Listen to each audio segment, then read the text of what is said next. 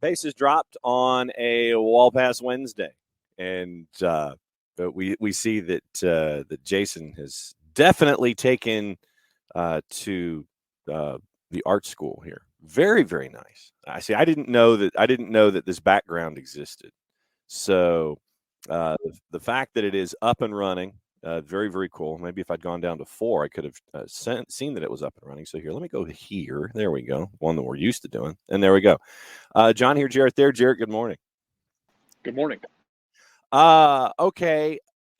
Traditionally opening kickoff, it's a Wall Pass Wednesday. And as you should. I mean, last night was kind of nasty here in Atlanta and in the SDH footprint. And so Will slept in, getting to work a little later than normal. Absolutely nothing wrong with that. But something happened yesterday, and it leaves me scratching my head. And you're wondering, no, it's not it, but that's later. So I created something and I changed it and it didn't work. So what else is new? Yesterday we had the Hall of Fame voting. And oh, Jesus Christ. Yeah. Okay, let's do this. All right. Everybody put on your helmets. Yeah, put on your helmets. I'm still back to where Dale Murphy had to go to the second chance committee back in December and was not a part of. He's still not in. I mean, no, he's not. And that is what, kind of started this whole freaking thing. And so yesterday, Scott Rowland gets into the Hall of Fame. And I get 7-time All-Star, 8-time Gold Glove, Rookie of the Year, World Series, Silver Slugger. Not even 2,100 hits, just over 300 homers, 316, 1,287. So he gets in, but these individuals do not. Todd Helton, Billy Wagner, Andrew Jones, Gary Sheffield, Carlos Beltran, Jeff Kent, and then we got the folks from the Second Chance Committee. So Scott Rowland gets in, and we still have other dudes who haven't, and it's like, what are you doing, people? So this is a conversation I actually want to have with Mike Conti next time I see him. He of the Philadelphia persuasion, where Rowland spent some of his years. I'd love his opinion on it. Yep. He and I have talked about Ryan Howard numerous times, and like where Ryan Howard sits in the pantheon of Philadelphia sports. It's pretty high up, even though Ryan Howard had a really good peak, and his peak was really early, and then it just kind of petered out. That contract was a mess. I'm a huge Scott Rowland fan. I loved Scott Rowland growing up because of his philosophy that any home run is a mistake. It's a double with too much backspin. Any home run is just basically a line drive that just backspun its way out over the fence. And that's, whoops, it just kept going. Sorry, there was nothing in the way. Was a damn good player. And I wonder if some of these cats, we look at them differently because of the steroid era, because if they weren't one of like the big 8, 9, 10 guys who were putting up ungodly numbers and or were tied to the drug usage, yep. Which again I will say shouldn't matter, because the league didn't give a damn that they were doing it. In the late 90s, early 2000s, the league didn't care. The league was fine with it because it brought the league back from the dead. The chase in '98 helps revitalize baseball as a whole. Yep. Like, league was cool with it.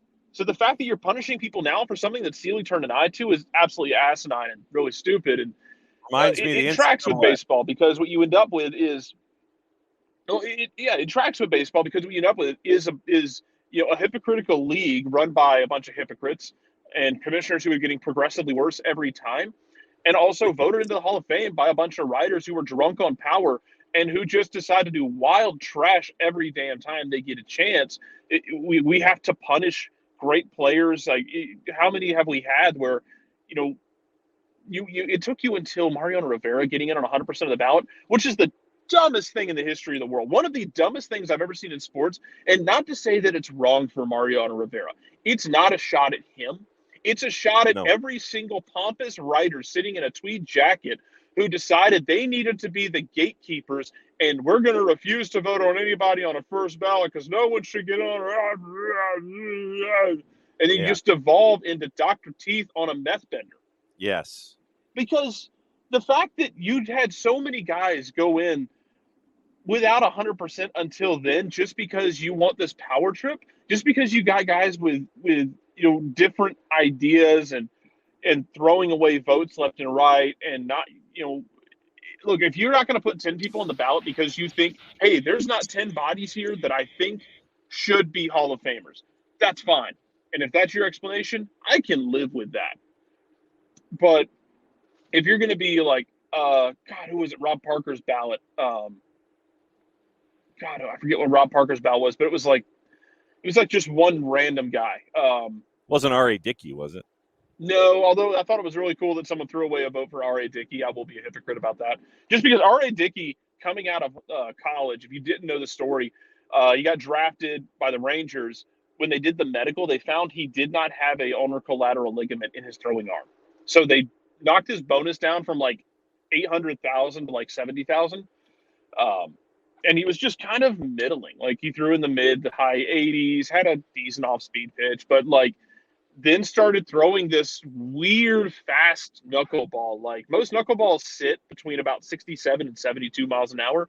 He threw his in the high 70s, low 80s, and it still floated. So like, the fact that he reinvented himself and had the kind of career where someone can throw away a Hall of Fame vote on you, it's a pretty cool ending to his career. And I'm cool with R.A. Dickey on that. He also seemed like a really good dude. But I forget who it was Parker voted for. I have to go find it. Well, Parker did not vote for Ortiz because there are gray areas in PEDs. And that's the thing, man. It's like, we were cool with PEDs when it was keeping the game afloat. If you want to have beef with Ortiz, one of my beefs with him is like, he was critical of people who did it and then was doing it himself. But David Ortiz got a pass from pretty much everybody, considering because he was just a jovial, personable guy. Whatever. Andrew Jones not being in the Hall. If you're going just off of the merit of what a player did on the field, Andrew Jones is, if you put Ozzie Smith in the Hall, you need to put Andrew in too. I realize Ozzie had other qualities.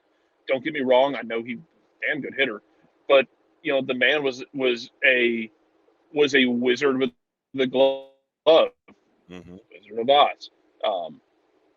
Andrew Jones was the best center fielder we've ever seen in the company with Willie Mays. And I would love to pick the brains of anyone who's still alive who saw Willie play and ask for a comp, because all we ever heard was, hey, Andrew and Willie are just kind of right there together, because nobody patrolled center field the way he did.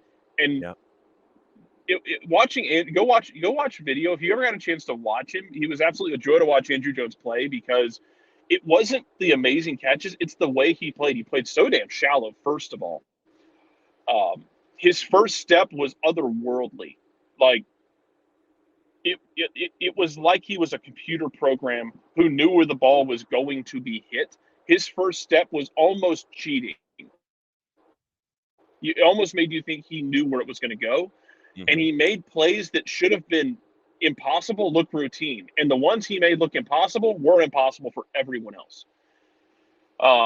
Omar Vizquel collapsed off the ballot. The personal issues, which Andrew has some in his closet too. I think the closer he gets to the ballot, that's going to come back up and be part of the conversation, because you have people in the Hall who are really terrible human beings, and if we start policing it, it's got to be talked about how you're going to police the way people behaved off the field.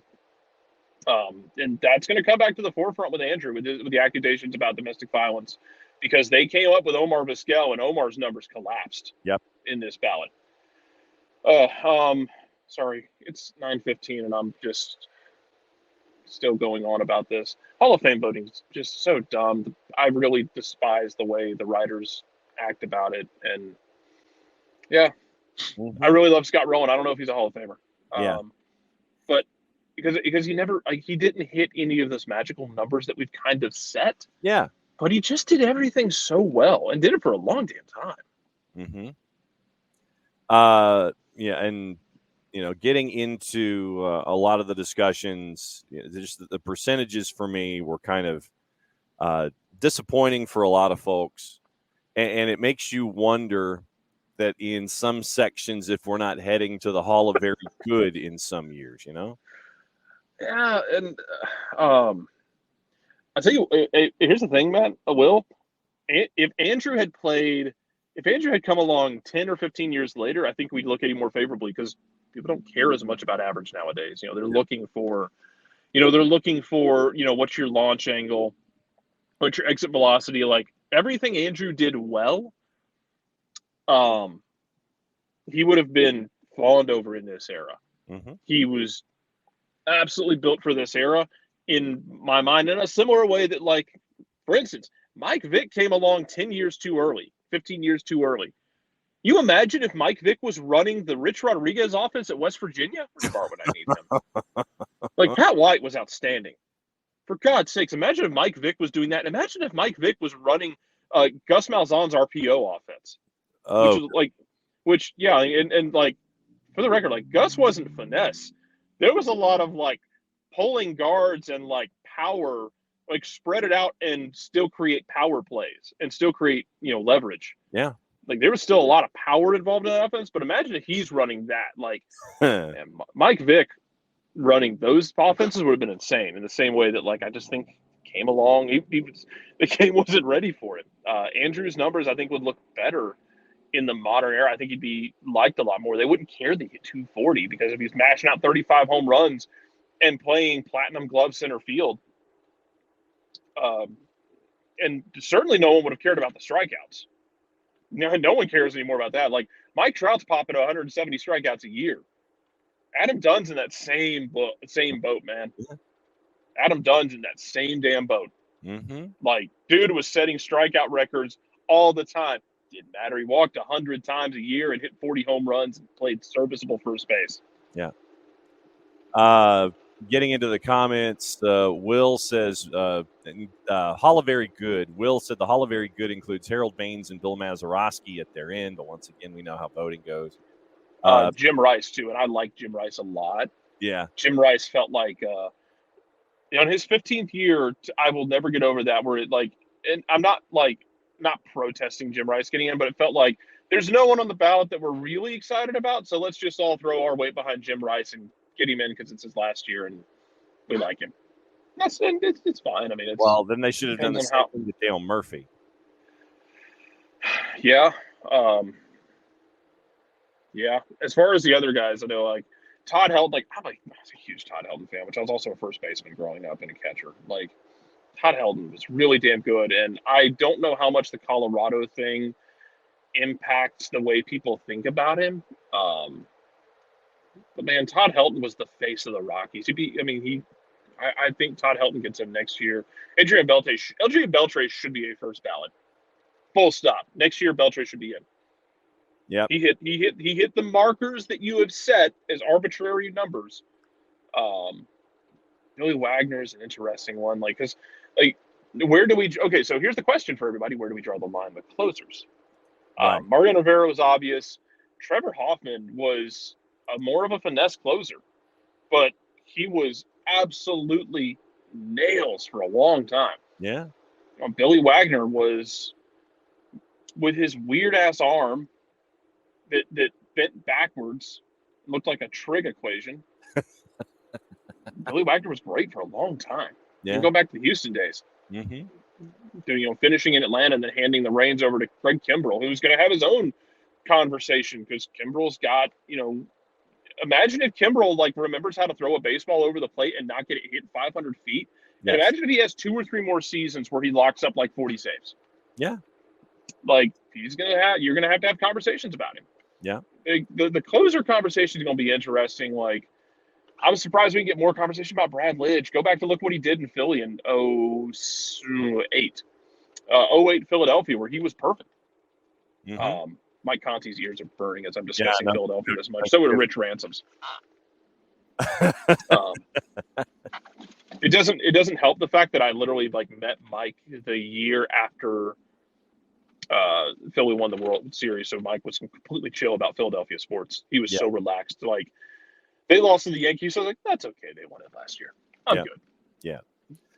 All right, that's your opening kickoff, and we got great conversation in the Twitch pitch. We'll go back to it toward the end of the show. Yeah, Tom's going to come flying off the top rope.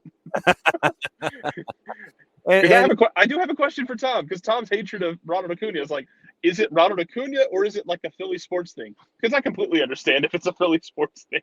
Yeah, I have no problem with that. And if you missed his celebration last night after hitting the home run, oh my God, someone actually broke down the celebration and did each and every single element of the celebration. It's the Venezuelan league too. Uh-huh. Like, for everybody who's getting upset, like, that's way too much celebration. It's the Venezuelan league. When he got back to the dugout, they probably asked if something is wrong. Why was he so reserved in the celebration? Yes. That's so Hall of Fame voting is your opening kickoff, brought to us by our friends at Kickoff Coffee, kickoffcoffeeco.com. And use the code SoccerDownHere15. There's the QR code for those of you who are watching on Twitch. You get 15% off your purchase at Kickoff Coffee using the code SoccerDownHere15. They, in turn, take 10% reinvested into the youth game. And thanks to our friends at Kickoff Coffee and kickoffcoffeeco.com. Now, Jarrett and Abby, good morning. And no one's letting this go, and y'all just we're gonna have to do it. I'm gonna have to release something separate later about baseball. It's gonna turn into baseball down here. I'll release something later separately.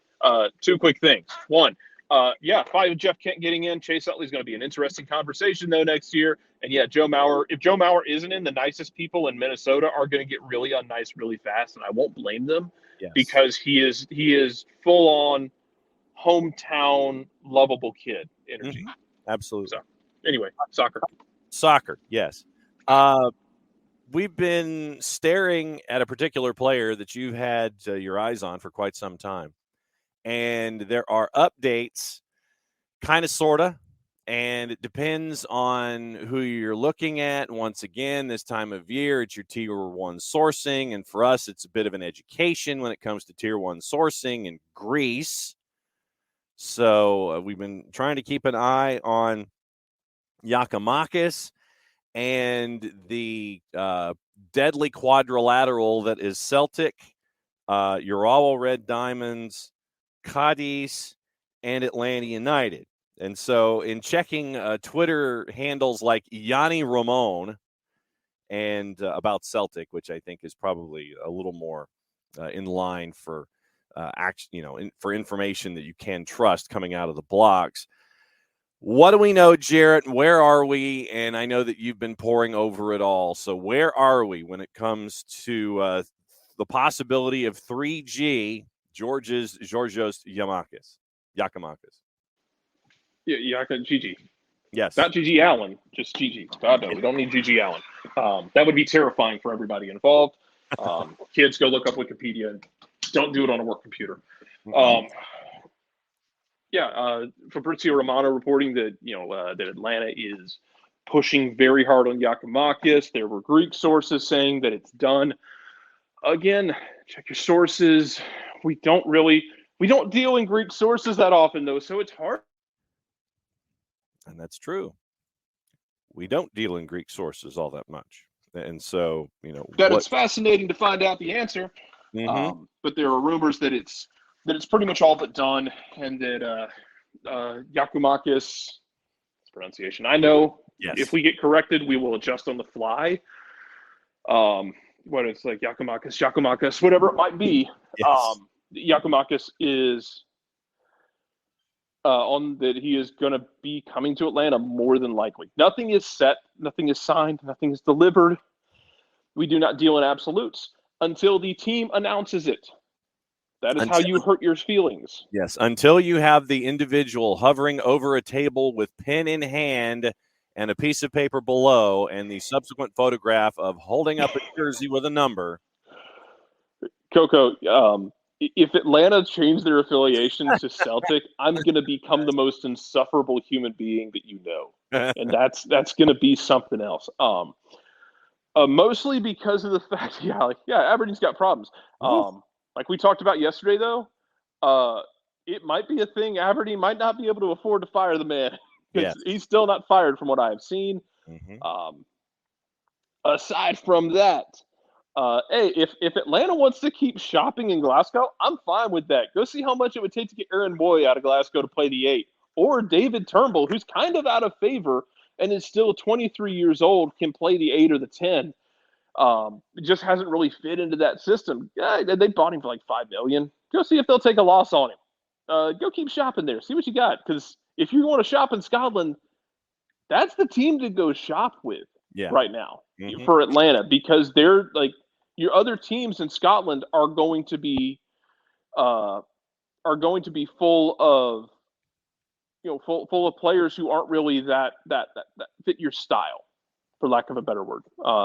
We ranted about Aberdeen yesterday. I won't rehash that. Why not?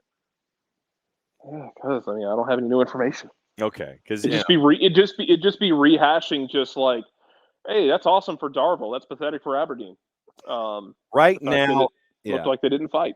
Yeah, right now there is apparently a local time Wednesday afternoon meeting because, according to local papers, they wanted to have the all of the folks on the board, which includes everyone on this side of the Atlantic, available for conversation and analysis and all that kind of stuff. So right now there's a meeting scheduled for Wednesday afternoon local time, which this would qualify for. So kind of keep an eye and an ear out on social media for anything that appears involving Aberdeen and Jim Goodwin, who I imagine the second that he is no longer a coach in the SPFL, I think his hair turns jet black.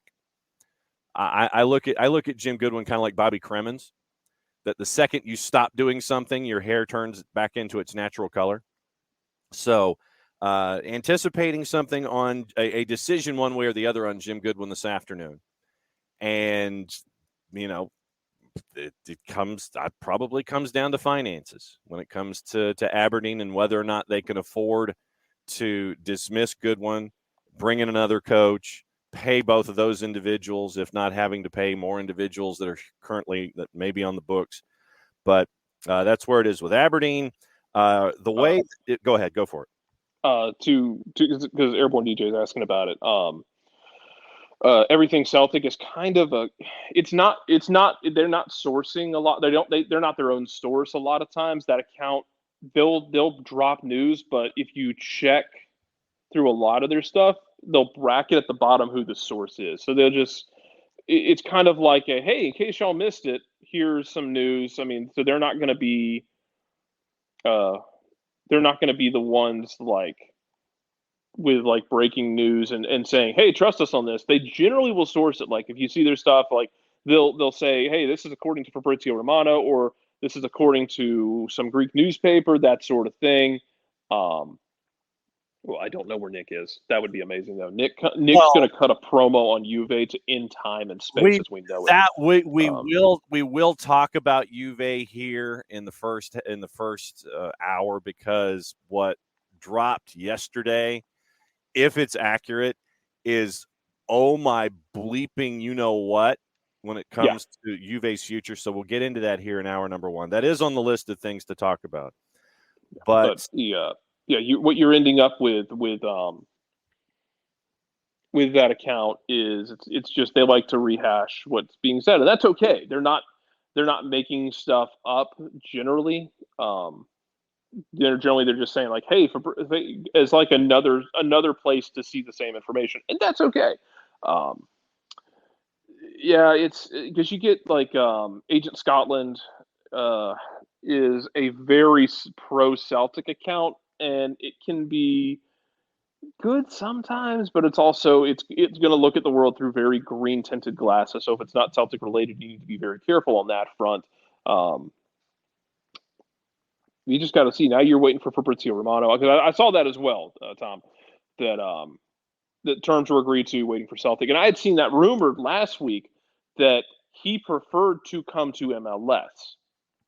Yes. Now, whether or not he was actually going to get that remained to be seen. And whether or not that was true remained to be seen. But yeah, now we're just kind of in a waiting period. But we talked about this earlier in the week that, like, with European, we don't have like the same kind of European sourcing where, like, it's like in South America where we know it's happening and we just have like this run up of banter. It was like rumored lightly, talked about a little bit, disappeared, would kind of come back in with the tide, disappeared, and then it hit. Yeah. It just kind of hit all of a sudden. We'll see. So where we are from the information that we were all looking at yesterday, it looked like Atlanta United was interested. And once again, this is all sourcing and information coming at it from different sources. So looked like Urawa Red Diamonds was ready to pay the entire fee. One source had Atlanta United interested in a loan of Giakoumakis. And then obviously there's the possibility of, possibly buying him down over a handful of years if you got into that discussion. Involving Giakoumakis, he wanted to come to MLS. And so according to all of that and to what you were looking at, Tom, terms agreed with the player, and now it's up to Celtic as to whether or not Celtic would sit there and take the installments or take the loan idea from Atlanta United, or if they wanted all of the money up front as Urawa Red Diamonds was willing to do. So that's where we are. Giakoumakis, by all social media reports, wants to come play in Major League Soccer. Atlanta wants Giakoumakis. Celtic is now trying to determine, do they want all of the money up front and send him to Urawa Red Diamonds, or will they accept the loan deal with Atlanta United and figure it out that way? So that's where we are. Have I properly assimilated all the information that we have, Jarrett? From what we know, yeah. I think it gets interesting because they did just sign a new striker out of South Korea. So that was O, right, for 2.5. Yeah, they signed O for 2.5. We'll have to see how that goes. Like, because if you play, like, remember, transfer windows change. Remember, transfer windows are not fluid across the world. It doesn't just end on the 31st. They could decide to see if this thing goes into overtime with somebody like Atlanta, and see if they can get him sold outright instead of just loaned. Because at the same time, it sounds like he wanted out because he wanted more playing time. Right. With O coming in, you're definitely not going to get that playing time right now in Glasgow. So we just have to see, how it goes. Because if he doesn't want to go to Japan, it creates this weird situation. Like, if he doesn't want to go to Japan, and they're willing to buy him, and he doesn't want to come to personal terms, then it's kind of tough. It's kind of tough to, like, you can't just, like, you should put him in a box and ship him over there. Yeah. Parzival, I don't know what kind of salary you'd be looking at. I know he wanted a raise, but I don't know what he was making in Glasgow. I would suspect, though, if I had to guess, that you might be in a situation, and this is also me being hopeful, that you end up in a situation where he is able to potentially be bought down in the future. That would be my ideal situation, is that he is able to be bought down. And so he might be a designated player right now, but you end up with a guy where you could buy him down to a TAM deal if you needed to. Mm-hmm. And you wouldn't do it right away because you don't need to, but so Parzival, so like the deadline, so outgoing, like it's a matter of like incoming players. So like MLS's transfer window doesn't close on the 31st. So Atlanta could still sign players after the 31st, but some countries won't want to make those moves after the 31st because if their window closes, they can't bring guys in. So like I think it closes for Scotland on the 31st. Having O, though, gives them cover where they can take this past the 31st if they need to, because Celtic has that other striker that they came in and they brought in. So now you have 3 strikers sitting there. More than that if you want to count Dyson Maeda, but now we're just splitting hairs. Ange Postecoglou does a lot of rotating of his roster in games.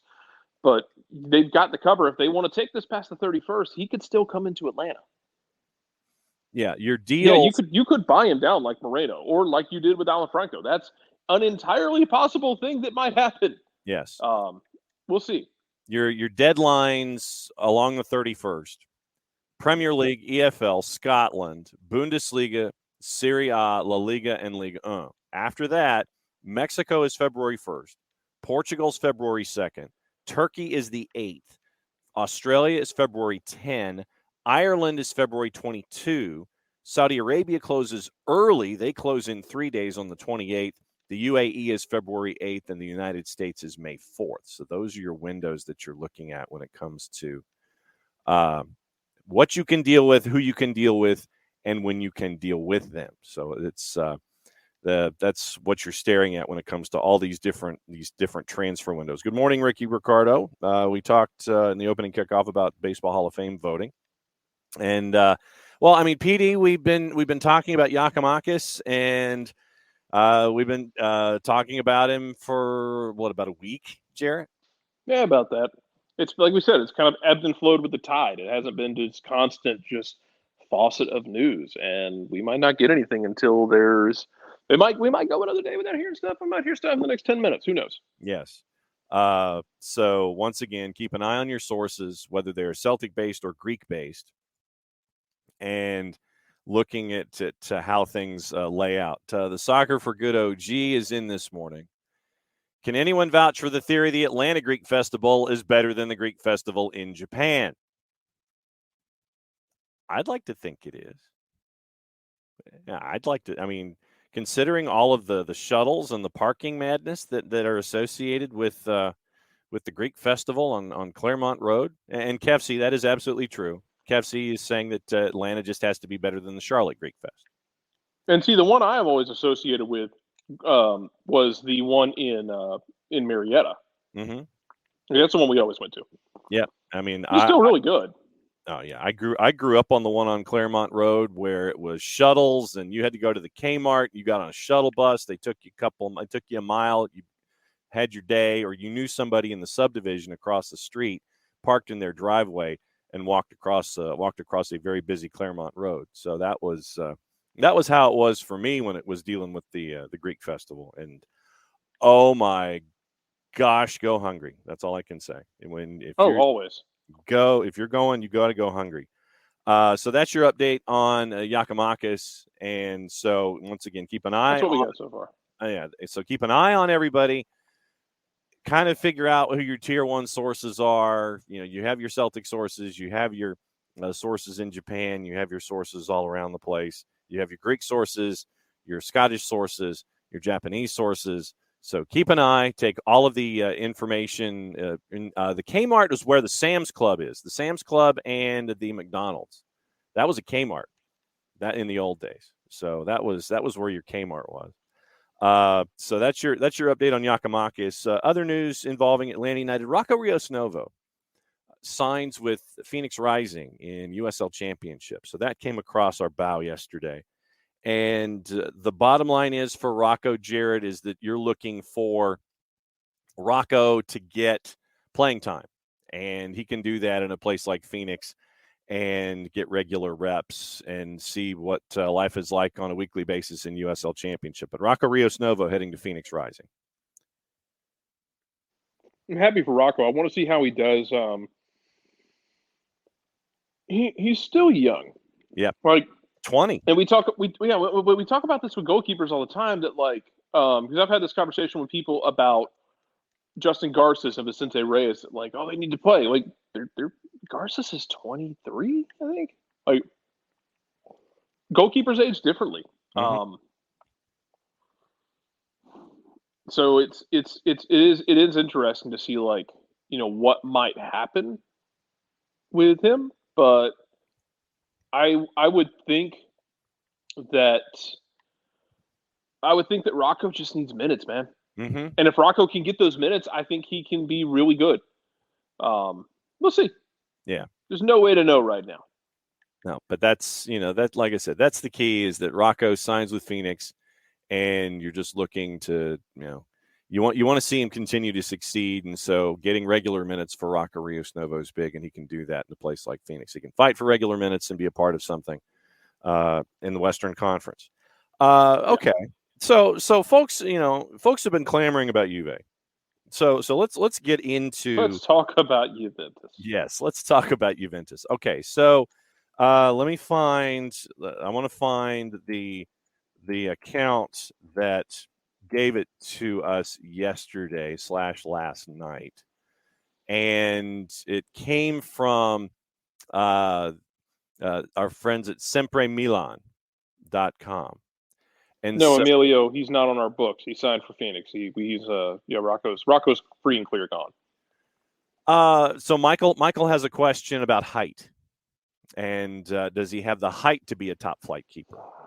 I mean, you can be smaller and be like Nick Ramondo's not a huge human being. Yeah, he's an insane shot stopper. I mean, you can't. It helps to be, built like Brad Guzan.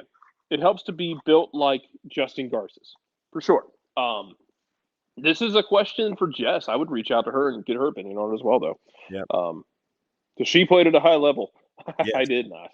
Yes. So Jess and height for GK Union. So I've written that down. So the next time that we check in on Jess, we will ask about height and GK Union. But yesterday, our friends at SempreMilan.com posted some information from Blue Checkmark, Paolo Ziliani, and 51,000 followers on the Twitters. So Ziliani comes up with information, and our friends at Sempre Milan, apparently there were Twitter translation issues or Google translation issues, and it wasn't translating. So basically, here was the information that Ziliani posted yesterday, and this is from our friends at Sempre Milan. Here was their translation. Here's what the information said. Every player from the 2019-2020, including Maurizio Sarri, and 17 players from the 2021 squad agreed to signing off on reduced wages, but received their full amount so that Juve could lie about their losses. Every player was questioned and admitted to it. The investigators found the documents locked up in a notary office. Delict and DeSiglio sent screenshots of the WhatsApp conversation explaining what was going to happen, and Chiellini told everyone not to talk about it as obviously illegal. And this is Anthony's wording from Sempre Milan. Article 31 of the Sporting Code says everyone involved will receive a minimum 1-month ban from football, players, managers, and directors. Juve will incur a fine of 1 to 3 times the amount of the money they excluded, so potentially a fine of close to 700 million euro. Additional sanctions in Article 31 include relegation and the stripping of the 2019-2020 title. So that came out, and if you go to Ziliani, Ziliani on Twitter, he has screen caps of the document, and it's and he references like page 364, 5, and 6 with what the contracts were when it came to individuals getting paid. So, Jared, I think that this is commonly referred to as a fine kettle of fish when it comes to what's going on at Juventus right now. If that information is true, then you want to talk about an ish storm at Juve. And in Serie A right now, Juve, I think, is 9th or 10th in the table after the 15-point penalty, which they are appealing, obviously. But if this is in fact true, where you have players who are agreeing to say one thing when something else happens, and according to Sempre Milan, Chiellini told everyone not to talk about it, what in the blue hell is going on at Juve? Dude, I have no idea, but this feels like the kind of thing like where we talk about in college football, that like death penalty, SMU death penalty. Yeah. This kind of feels like we're like, oh, this doesn't deserve the death penalty. This kind of feels like it does, though, right? Yeah, it does. Absolutely. It absolutely does. Because I mean, it's just wow. I mean, you you run out of declaratives and adjectives for a situation that has already involved suspensions that of front office folks who are going to be getting. You've got show cause. You've got penalties for folks who would be suspended from doing their jobs, which impacts where they're currently employed, which impacts the coaches of where these individuals are currently employed. And I'm talking about you, Spurs. And all of the knock-on effect, and Coco's, yeah, I mean, Coco's like, yeah, this is death penalty level stuff. They should be stopped from operating for 5 years. I don't know if that's going to happen, but I think that you get relegated, kind of like Jarrett, what happened with Rangers. And all you got to do is mention Craig White to folks, and that sends them screaming into the ether. But I mean, this is Rangers kind of economics where Rangers, it was just mismanagement, not being able to pay your bills. In this case, it's hiding from the tax man and hiding everybody, hiding your expenses from everybody. And yeah, and Coco, you've got, well, and this is the point that Coco is saying have fun in Serie C, and Nick has mentioned what Serie C is, the knife fight in a phone booth, with all of these resources that Juve would not have available to them in theory. And Ricky, once again, to the point, Ricky doesn't know if Serie A can handle the crater that would cause. But Juve created the crater. And we've had Nick on to discuss Juve, and it's like, why do you think they wanted the Super League? So they could have ways to make up the finances in this crater, this financial crater, to save themselves. Will, I don't know if Juve still has the political connections to save itself. I may just have Nick cut a hot drop and have that posted on the network because of all of this. But it's just, you're going, whoa. Ricky says, make them change their name to Piemonte Calcio. If you know, you know. But this, how can, and I guess this is twofold. You got to do something. You've got to do something, Jared. But then, depending on what you do and which agency we're talking about here, if it's UEFA or Serie A, then there's that whole element of being taken seriously as an entity if you don't go far enough in the eyes of an individual at a time that's being surveyed about all this. I mean, this is one of those watershed moments, I think, for the sport, for a team that's too big to fail, that might end up being too big to fail because you kept trying to hide things under the mattress, in the mattress. You kept sending folks down the hall, nothing to see here. And now this might be the margin call, and it's a hell of a margin call. Yeah, and I'm always annoyed by this concept of like, oh, they're too big, the league will fail without them. Like, then tell them not to be dumbasses. Yeah. Like, if your league, it might fail because somebody screwed up. No. Like, I get it. It's tough. But you don't give someone a pass on something like this because they're a big club and, oh, it might hurt the league. No, you punish them because they broke the damn rules because that's your job. You hold them accountable. Mm-hmm. You know what happens if you don't? They're going to do it again. Yeah. Just look at SMU. If they don't learn their lesson from it, if there is no punishment for it, what's to seriously stop them from doing it again? Mm-hmm.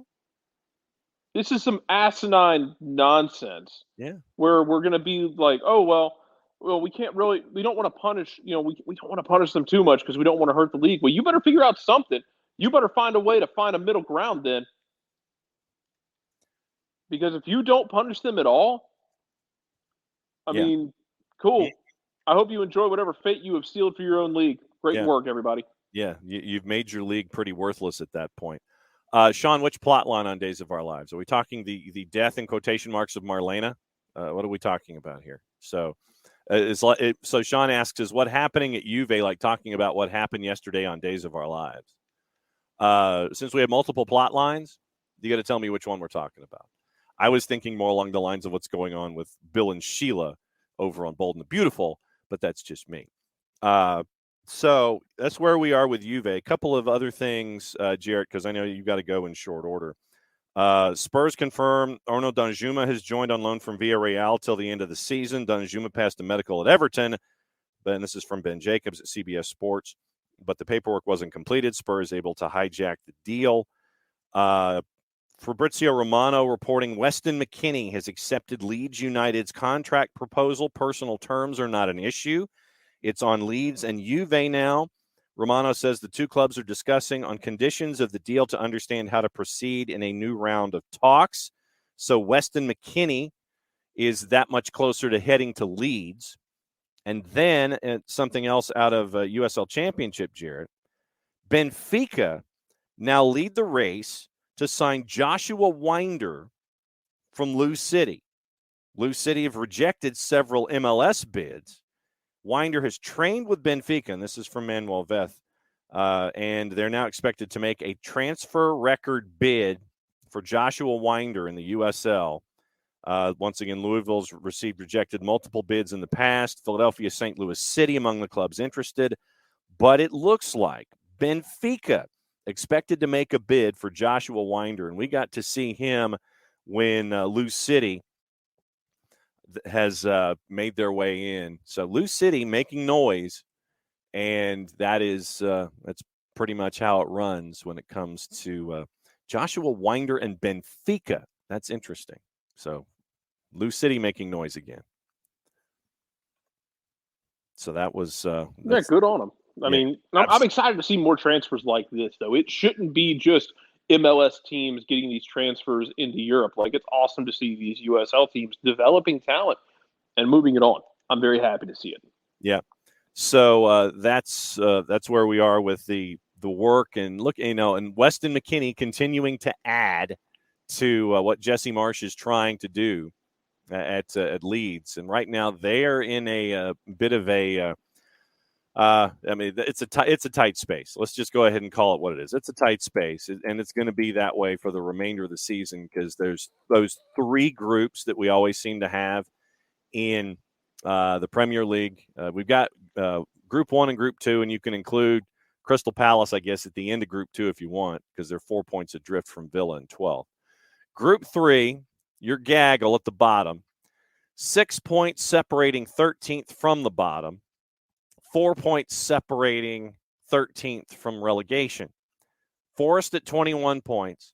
Leicester, Leeds, West Ham, 14, 15, 16. Leeds is 15th on goals scored. They have the same goal difference as Leicester City does. West Ham is at -8. Leeds and Leicester -7. Leeds scored 26 goals. Leicester scored 28. Wolves at 17 points. Bournemouth at 17, behind on goal difference. Everton and Southampton, 15 points apiece. Everton ahead on goal difference. So that's where we are. And before you go, David talking about FFP really quickly. After all the 8-year contract talk and helping transfer value discussion from yesterday, and how does agreed on personal terms work? Are we tearing up the old deal, which makes the yesterday conversation mean less, or is this extension / more future contract value? Jarrett, your understanding of agreeing on personal terms? I think it's just contract, like how much, like what you paying? Yeah, what are you paying for him? I guess it tears up the contract gets null and void, and you create the new contract. That's my understanding on it. Yeah. I'm trying to see if there's I'm trying to see if there's actual soccer vernacular that's attached to it. So personal terms in a transfer are salary, period of contract, transfer fee percentage, health and medical scheme, advertising rights, housing, end of contract gratuity. So all of those are part and parcel to the personal terms discussion. It's about salary and length but it's also about all of those other things that are attached to it, like health and medical and NIL and all those kinds of things. And so that's where we are when it comes to all those kinds of things. So that's what it means, basically. Yeah, it's always been my understanding. Yeah. So it is contract, and what it means. Contracts terminated, both negotiate on the new terms or mutually agree to it, and then you have all of those other things. And so that's what you're staring at when it comes to personal terms. So, Jarrett, Real World's catching up with you, yeah? Yeah. All right, so we will catch up with you tomorrow. Sounds good. All right, so there we go. Dylan Butler, who is slated to join us in the 10 o'clock hour, is hoping to join us a little later. So we will see through the magic of DMs. We'll see if we can flop our guest order here and see what the plan can be. Or it's just going to be you and me for the next 30 minutes, and then Bart will come in at 10:30, hopefully, if he can. And so this is what happens. Live radio and live on Twitch is we try to sit here and juggle our guests. My guess is that Dylan is doing it's either one of two things or both. With high school basketball that he has going on in the Northeast, or if he's actually doing work involving soccer. So we'll see what's going on. So that's where we are with that. All right. So to get you leaning in toward hour number 2, it's time to cut a promo, which we always do. And it is for the information that's over my left shoulder for those of you watching on Twitch. So it's time once again to sit there and lower the music and get it to a level where I can hear myself think and you guys can hear me talk. For odor-free, clean, fresh air, one place you need to go, it's Lemonized Service. Oh, wow. All right, so that's 12. It seems like a bit of a difference. For odor-free, clean, fresh air, one place you need to go, it's the Lemonized Service. The Lemonized Service deodorizing enclosed spaces like houses, apartments, and condos. The Lemonized Service has created a customized solution that eliminizes all organic odors, including those like pet, cigarettes, and food. Realtors and property managers use Lemonized to eliminate bad odors to help them sell or rent their homes that much faster. And turnkey process makes it easy to work with realtors and property managers, kind to the environment, offering a green way to get rid of odors without any kind of toxic residue whatsoever. Different than Febreze or our other masking agents that we have either under the sink or above us in the cupboard, because when we reach under the sink or above us in the cupboard, spray it in the air, there's a reason they call it a masking agent, because all you're doing is masking the odors. You are not addressing the issue all the way down to the molecule, like our friends at Lemonized do with their proven scientific formula. Pricing easy one of two ways, either by the cubic foot or parts per million, to come up with a price that's affordable for you, offering results in 24 hours or less. Any questions you have, frequently asked or otherwise, one thing that you can do, and this is where I pick up my pen, you go to the website, lemonize.com, but do us a favor, add /Atlanta after the .com so they know what part of the world that you are addressing them from. Full homework assignment, ELIMINIZE.com /Atlanta, lemonize.com /Atlanta for odor-free, clean, fresh air. Lemonized Service, proud sponsors of everything SDH. So now this is where I tempt fate and do this as we head into hour number 2.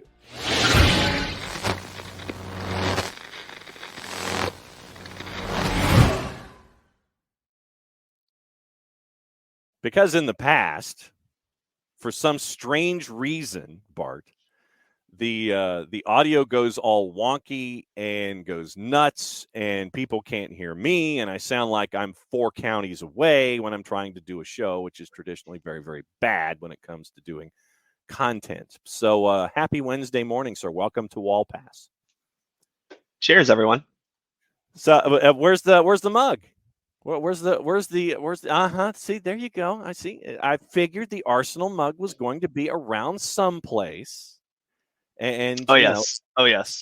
All right. So how confident, sir, are you when it comes to the remainder of the season and the notion that only one previous time has a team with 50 points who is at the top not won the league?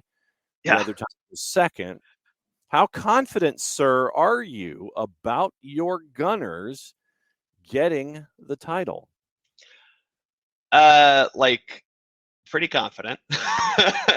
There's still the overwhelming dread that Man City will catch us because they're loaded with talent up and down the field, up and down their bench, and up and down their entire, clubhouse. But very confident. Would have felt a little bit more confident had Arsenal been able to sign Weston McKennie. I'm a little disappointed he's choosing a team that is in a relegation battle as opposed to a team that is looking to win multiple trophies this year. But hey, that's his prerogative. But what he's also getting to do is get a chance to play and be with a coach with whom he is familiar. So he's going to be getting reps in the Premier League at Leeds with a couple of buddies too. Yeah, or he could come win, so.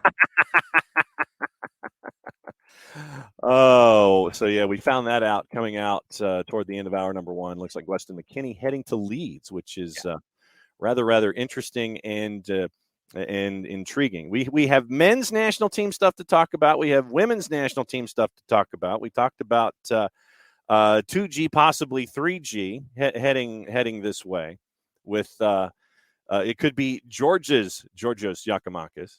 We could have a different 3G here, Bart. If things continue to work. Georgios Giacomakis in Georgia. There we go.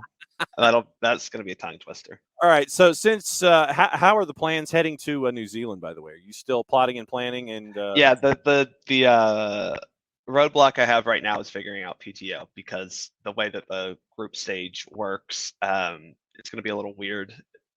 It's an extended period of time. It goes longer than 2 total, weeks. So we're trying to figure out how to sweet talk my way into a little bit more time off without having to take my computer to New Zealand. Oh, I firmly anticipate you having to take your computer to New Zealand. That's just I may have to do that. We'll see. Well, I figured that, you were going to be taking your computer and your audio setup to New Zealand anyway for the live drops that you were going to be doing. I do plan on bringing my phone, and I actually am looking at getting a little lav mic that can hook up to your phone, so that would alleviate some of the sound quality issues while down there. Oh, I firmly anticipate that there would be some live discussion with Bart and the rest of the party. How big a party is it? Is it just you, or is this a gag? No. It's definitely not just me. We are looking at about 10 of us in the immediate group that are trying to plan stuff together.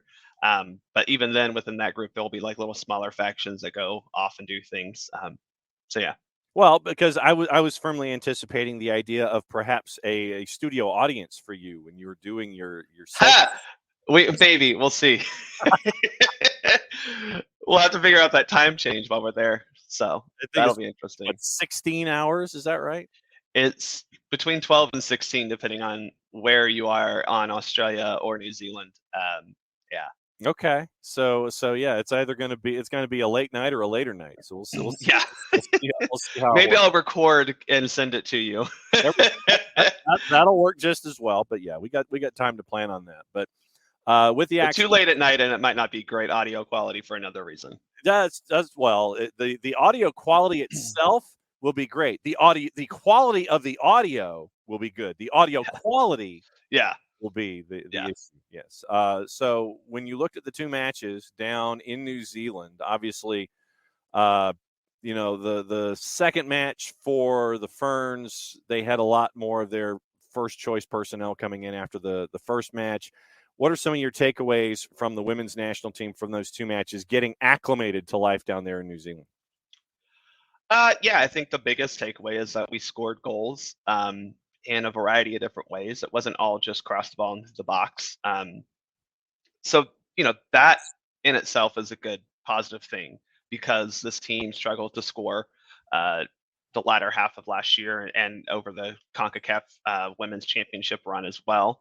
I think that we saw a team for 3 halves, 2.5 halves maybe, play at the intensity that you would expect a world champion to play at. The first half against New Zealand was not very good. I think we talked about that. The second half was much better in that first game. You came out the second game with a much more intense focus, a team that was looking to get after the opponent much quicker, not wait for them, not wait on opportunities, but create those opportunities.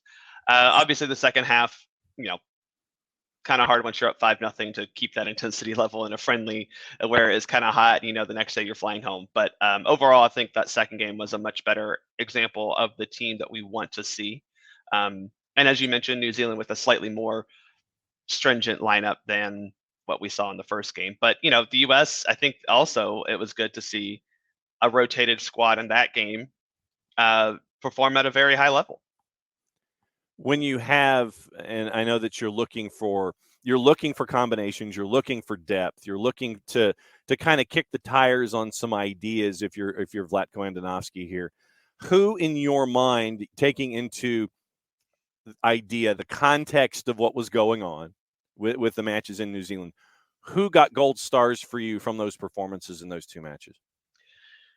Well, in my view, which may be very different than Vlatko's, Ashley Sanchez proved that she belongs. I know she's not quite the same player as Lindsey Horan, but as we saw in that second game, we actually found Rose Lavelle being able to do that Lindsey Horan role, be a little bit deeper very well, and that allowed Ashley Sanchez to be very attack-minded, and we saw her do that in the first game as well. So for me personally, Ashley Sanchez showed that she can work in multiple midfield setups with Rose or with Lindsey and make it work.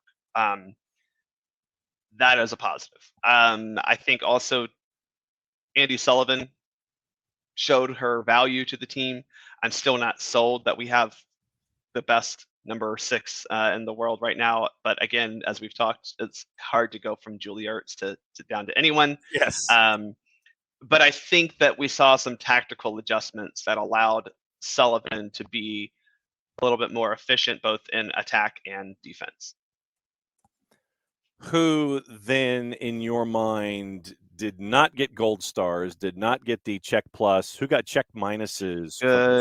Taylor Korniak did not impress at that defensive midfield position, which is saying something considering that we were playing a New Zealand team that very rarely went on the attack. That wasn't fantastic. Outside of that, I mean, it's kind of hard to say anyone did poorly, right? You score 9 goals over 2 games, especially in that second game. It was a kind of a complete performance. Korniak's the only one that, to me, did not look up to the task. But again, she wasn't playing in her preferred position. She was playing in that defensive midfield role, and I don't think that's where she will thrive. But I personally don't think she adds a whole lot that we can't get from trying Sam Coffey or bringing in even other midfielders like DeMello, Jalen Howell. Like, there's so many other midfield options that I wish we would have tried other than Korniak, who just hasn't looked like she makes the team better. I don't want to say she doesn't look like she doesn't belong. I don't know if she makes us better. And that was kind of confirmed for me down there the past week.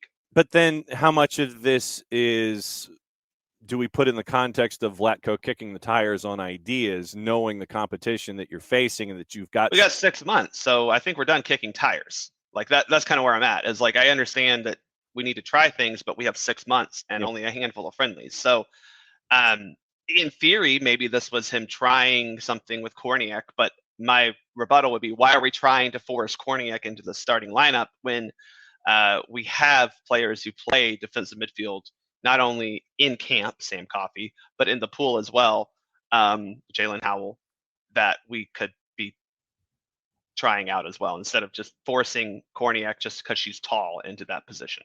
Okay. What are the next steps, next markers for the women's team that we need to keep an eye on? When are the next camps and stuff? Yeah, so She Believes Cup in February against Canada, Japan, Brazil. So 3 very good teams, 3 teams that probably are looking to medal at the World Cup this summer. Canada's coming off, obviously, an Olympic gold. They're going to be looking to continue that streak. I don't know if they're as good as they were in that tournament right now, but that tournament, the She Believes Cup, will be a very important benchmark for what the U.S. will do at the World Cup this summer. Men's side, a couple of things that I wanted to talk about here. Hey, Anthony Hudson's your interim coach. Beat 2, 3, 4. When it came to the dual nationals that we saw, and getting those dual nationals into the U.S. camp. Now you got to get them cup tied, but it looks like there's that first step in folks like Zendejas and Brandon Vasquez where you're still sitting there and you're working back and forth, and you're recruiting. A always B, B, C recruiting. Always be recruiting, and you're seeing that still with the U.S. men's national team. Yeah, I think that was good of Hudson to be flexible enough to get Zendejas specifically in. I got to be real honest. I don't think that Vasquez was like a hard get. I know he has dual citizenship. I don't know, I don't know what the likelihood of him actually getting that Mexico call-up is. But I will say that it's important to get them in now so that they can get a taste of the camp and hopefully get them to play so that at least they have that USMNT cap under their belt or literally on their head. Because the next 7 to 10 matches, I think, 7 to 11 matches are all official competitions because you have the Nations League in March, you have hopefully the Nations League in June, and then you have Gold Cup in July. So the likelihood, especially for Zendejas, the likelihood that they accept the call up to those camps and play, probably very unlikely right now. That said, Zendejas may come into this camp, say, wow, I really like it. I want to play for the U.S. I think Vasquez, getting him into this camp, if you get him into the matches either tonight or Saturday, I think that seals the deal for him. I know that you can talk about like, oh, Mexico is recruiting him as well, but if you can get Vasquez to play for you this camp, I think that'll set us up very well to have him continue play for us the rest of this year in official competitions. Legitimately, what are your expectations tonight in this match against Serbia set for 10 o'clock local time here on the East Coast? 22 players will kick a ball. Everyone stays healthy. Nobody gets injured. That's what you're. I don't even have that expectation. That would be a wish, right? But yeah, I think look, this is a weird camp cupcake because of the coaching situation. I think it's even weirder because there's been no real timeline discussed for this coaching situation. It wasn't as if, hey, we're going to let Greg go at the beginning of January. We're going to have an interim in place while we search for a new coach. There's not even a search for a new coach right now. It almost feels like we're waiting to see if Berhalter gets invited back or not, and then we'll go search for a new coach. I know that we're talking to people, but the timelines aren't meshing up well of like, okay, so is the investigation going to, is that going to influence the coaching search? Or are we just looking for a new coach in general? It hasn't been made super clear from the leaders at US Soccer what the actual goal is here. I think that's where this is so weird. It's not like, oh, well, we have an interim while we search for our new head coach. It almost feels like, well, we have an interim until we figure out if this investigation means that Berhalter should be out or something. And as I've said multiple times on here, multiple times in real life, Greg Berhalter does not deserve to come back as the U.S. men's national team head coach for multiple reasons. And one of those is this debacle that has ensued with Gio Reyna. But that is probably, in my opinion, the least of the reasons why he should come back. And, you're looking at guys who are getting their first looks. I know that a lot of folks here in our footprint are looking at Julian Gressel, and Julian has made a point to sit there and say how thrilled he is about these kinds of opportunities. And, Alan Senora, is another name here that a lot of folks are looking at. I think that out of crisis comes opportunity. And so I think that in this situation, while the crisis, and I'll put that in quotation marks, is on the touchline, the opportunity is locked into ideas for what can happen here with the men's national team. And I think that there's a chance here in an odd camp to see players that we wouldn't have had the chance to see because you're going into an MLS season, all these other kinds of things, and you're getting some new faces here that are getting some new looks. And it's an interesting vibe in a very, very odd situation. Well, allow me to throw a wet blanket on the excitement of Atlanta United fans right now. Hi, Nick. It's really cool Julian Gressel gets called up to this camp. Don't get me wrong. That's fantastic. congratulations to him. It's almost at this point kind of a career achievement award for having a great almost decade now in MLS. But Yeah. the likelihood he is a part of the U.S. men's national team in the future is very low. And I don't mean that any slight to Julian Gressel, but you've got some dude playing in Italy and some dude playing in Germany that are also at that right back position. I have heard of this. Yeah, so between Dustin and Scally, I just don't see where Julian Gressel makes any inroads on that. But hey, congratulations, Julian. Glad you're in camp. Sonora, though, is a possibility. He's a little bit younger, so that's a big reason why I think he has a greater chance to be a part of this team in the future. Plays that midfield position that we do need help in that midfield, as we saw at the World Cup.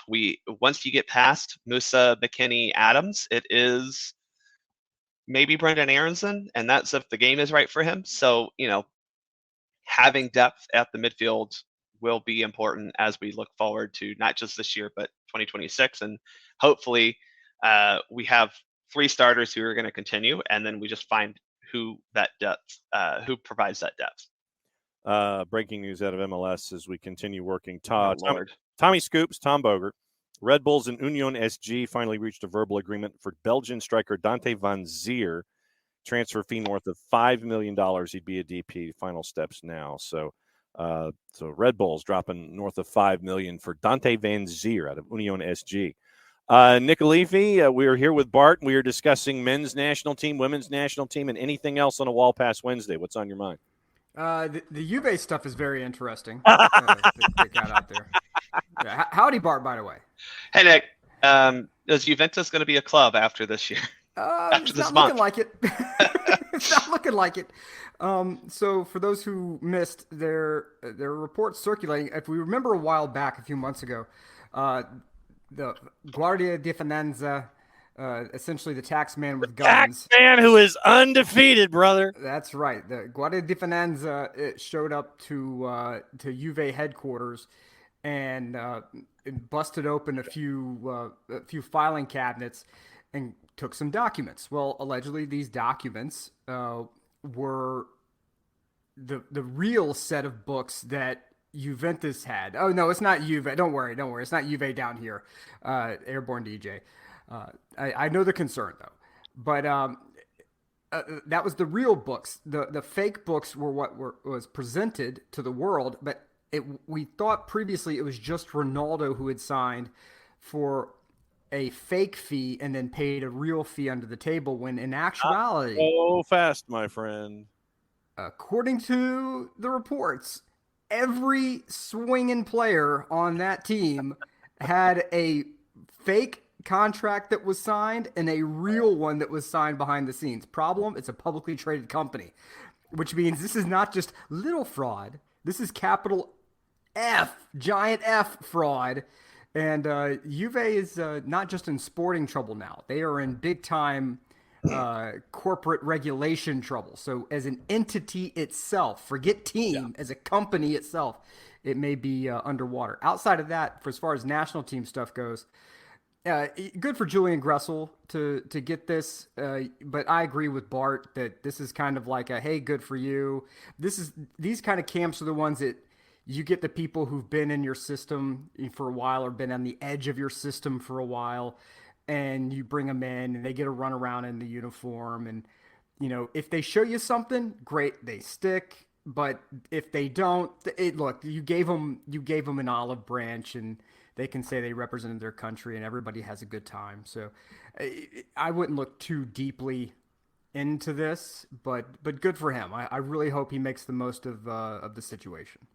This sets up Julian's children to say that their father played for the U.S. men's national team. That's what it is. There you go.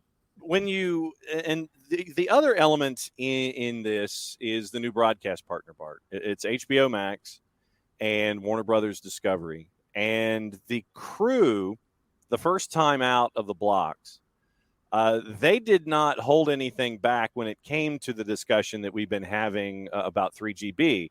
And it's been... and it drew a lot of kudos that this crew, Julie Fowley, Kate Walsh, etc., they weren't holding back on what they thought should be happening with the men's national team. It's rare to have an on-air partner, especially out of the blocks, come and sit there and say, okay, well, our on-air talent is saying that the current, or the, I guess, well, he's not really the current, but the guy who was last in charge before Anthony Hudson shouldn't be invited back. I mean, it's rare to have that for a new broadcast partner out of the blocks making these kinds of statements.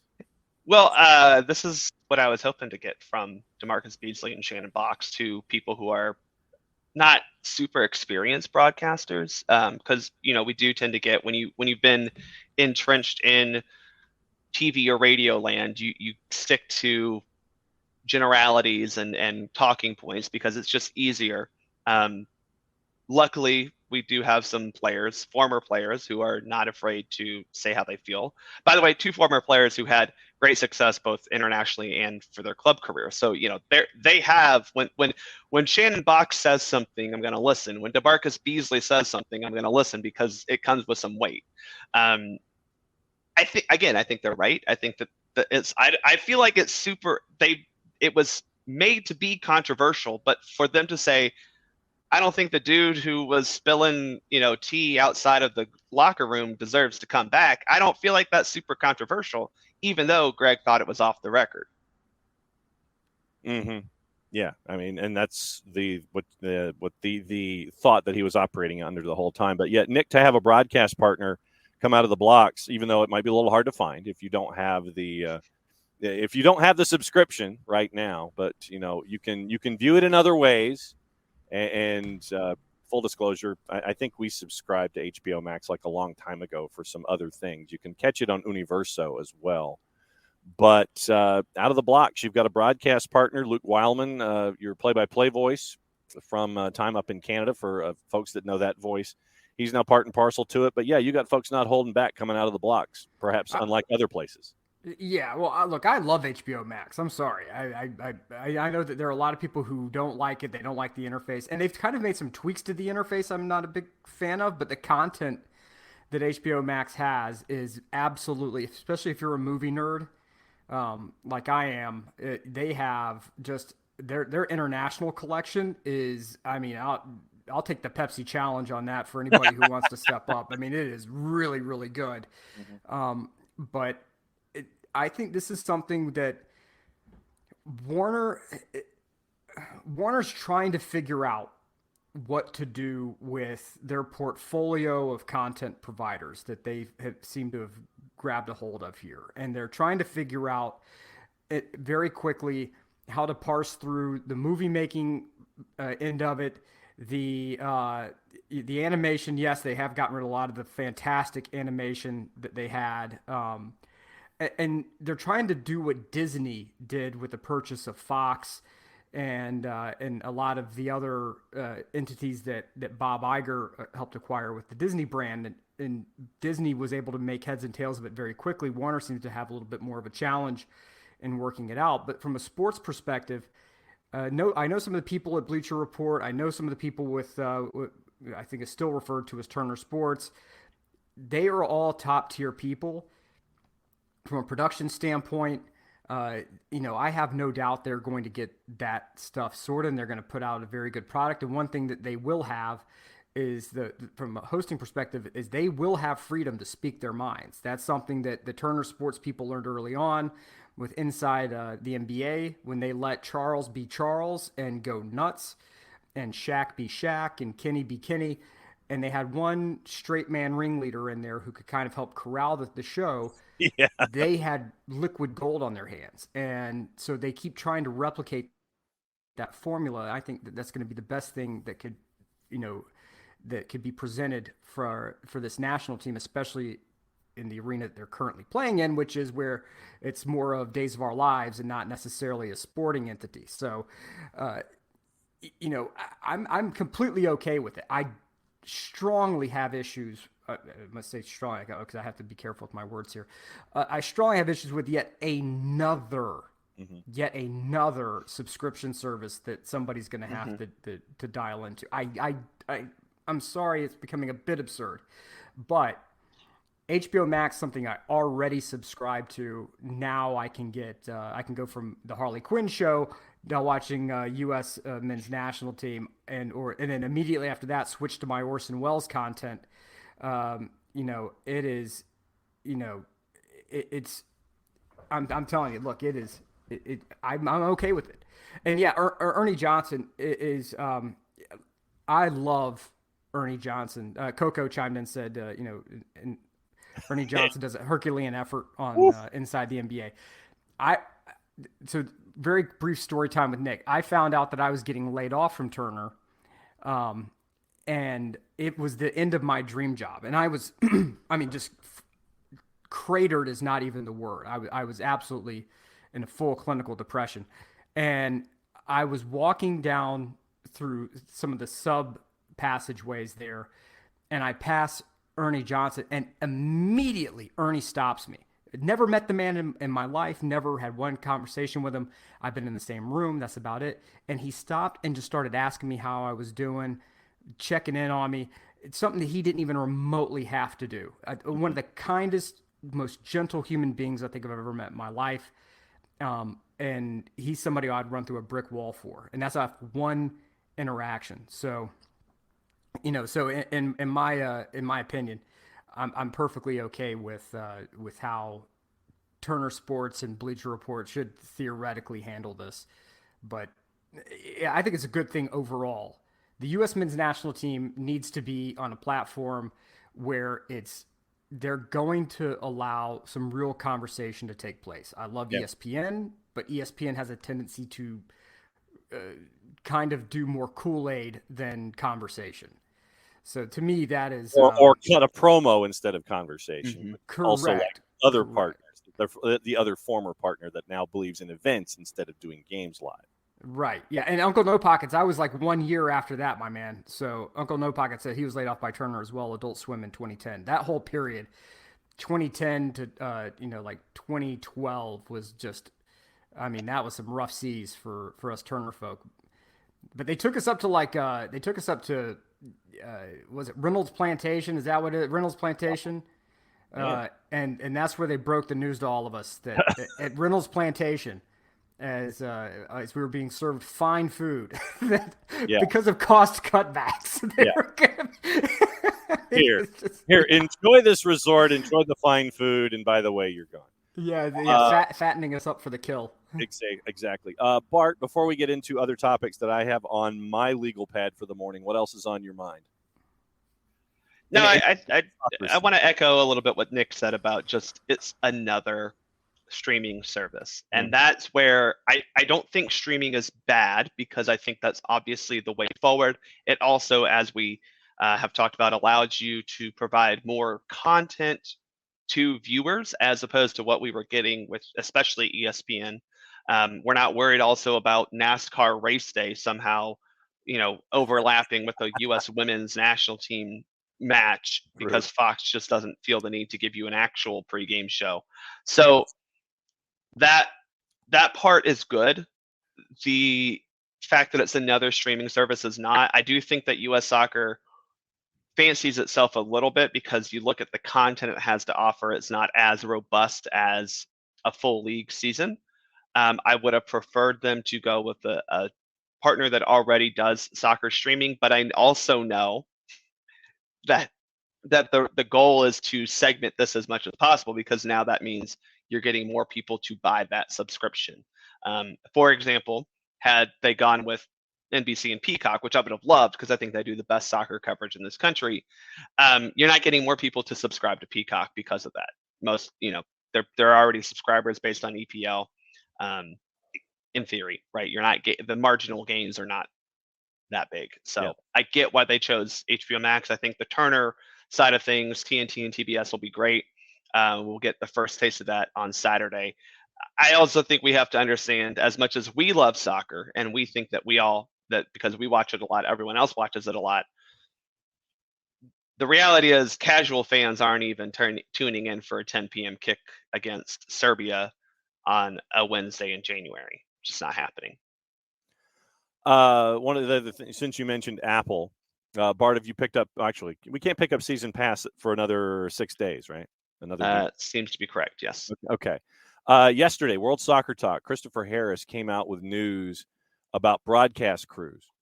And it says, according to several sources who spoke with World Soccer Talk, MLS and Apple have decided that many of the announcers picked will be covering the league on a regional basis.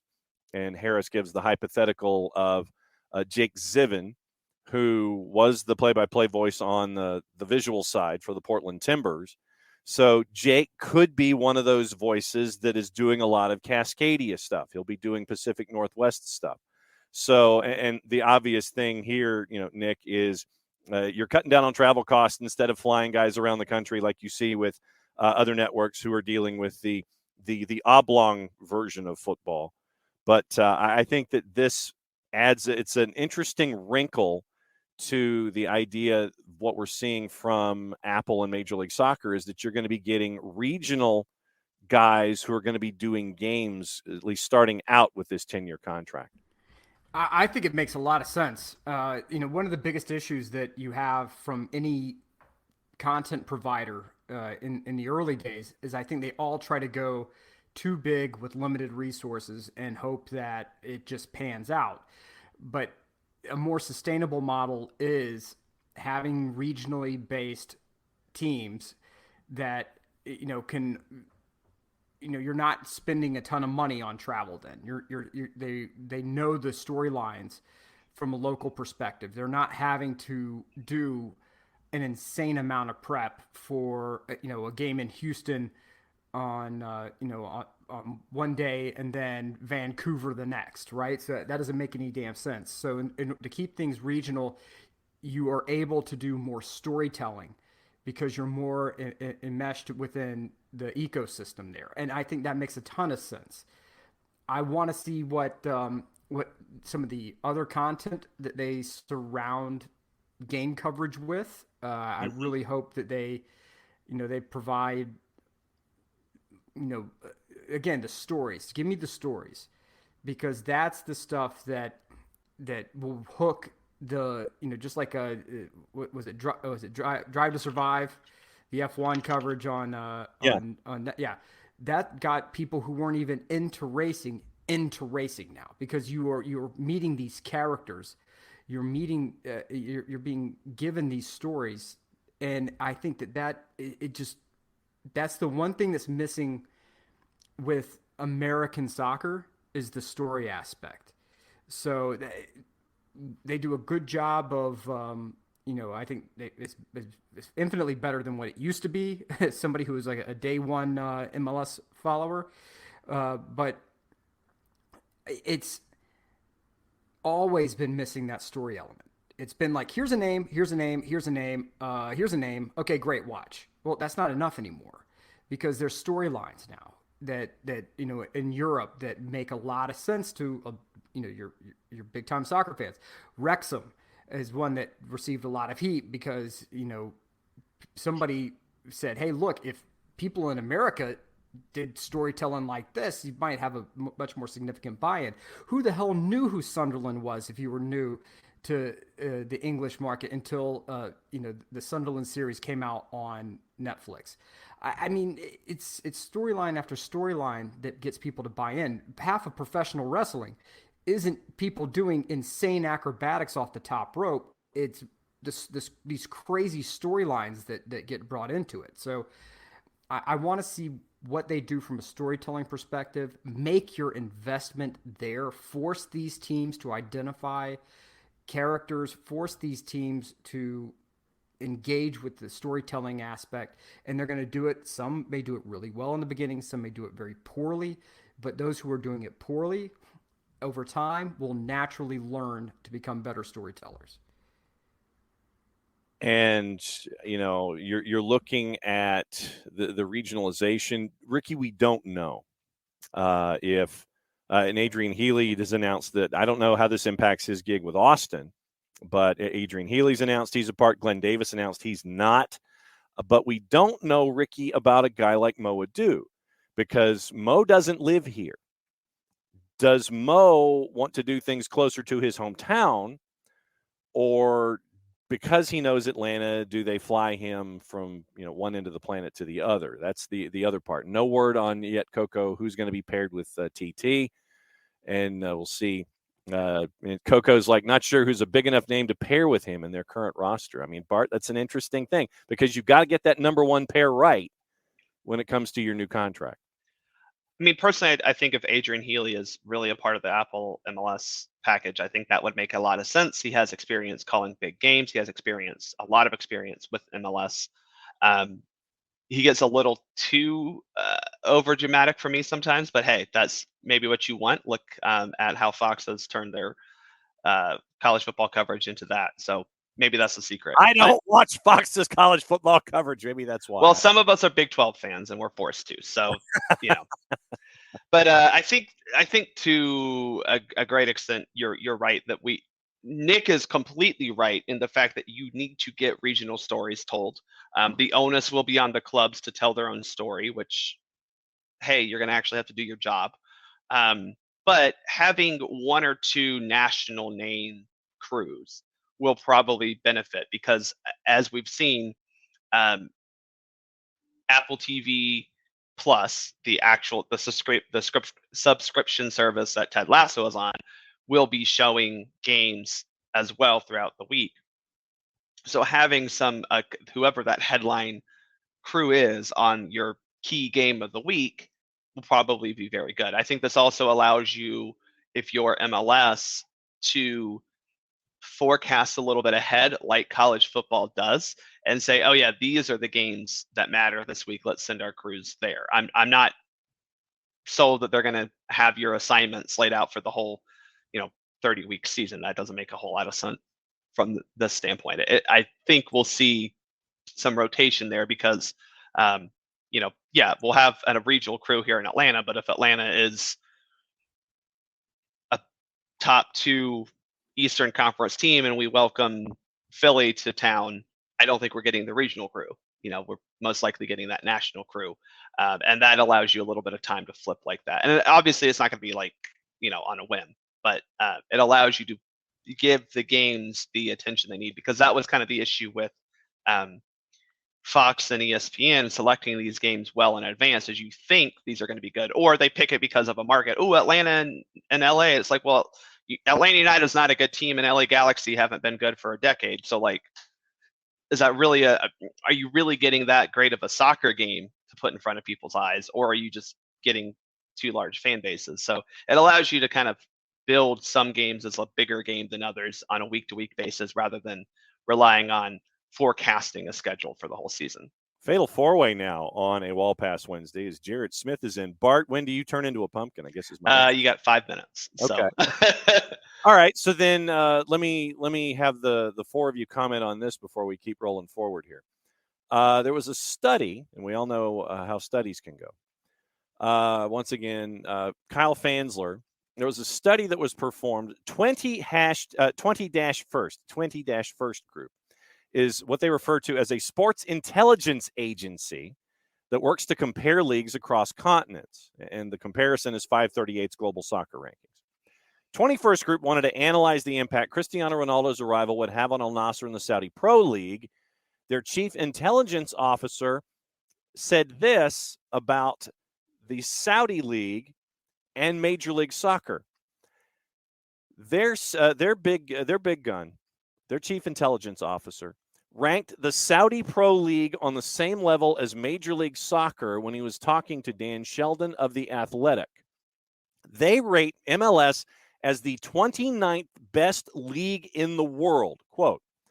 So it is not that low, but the difference with the MLS is that the quality is much more concentrated. Chowdhury means that MLS is much more competitive. In other words, the worst team in MLS has a better chance against the best team in Major League Soccer than the worst team in the Saudi Pro League would have against the best team in the Saudi Pro League.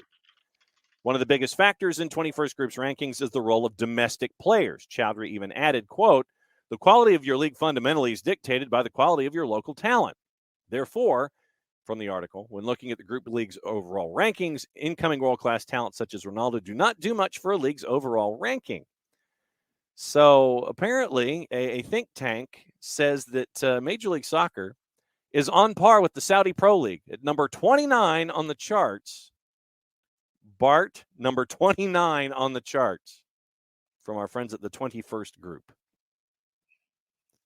I have to dig into their actual methodology a little bit more because I think there are parts of that make a lot of sense. But this is also truly a global game. So you do have to consider the fact that you are getting players from other parts of the world.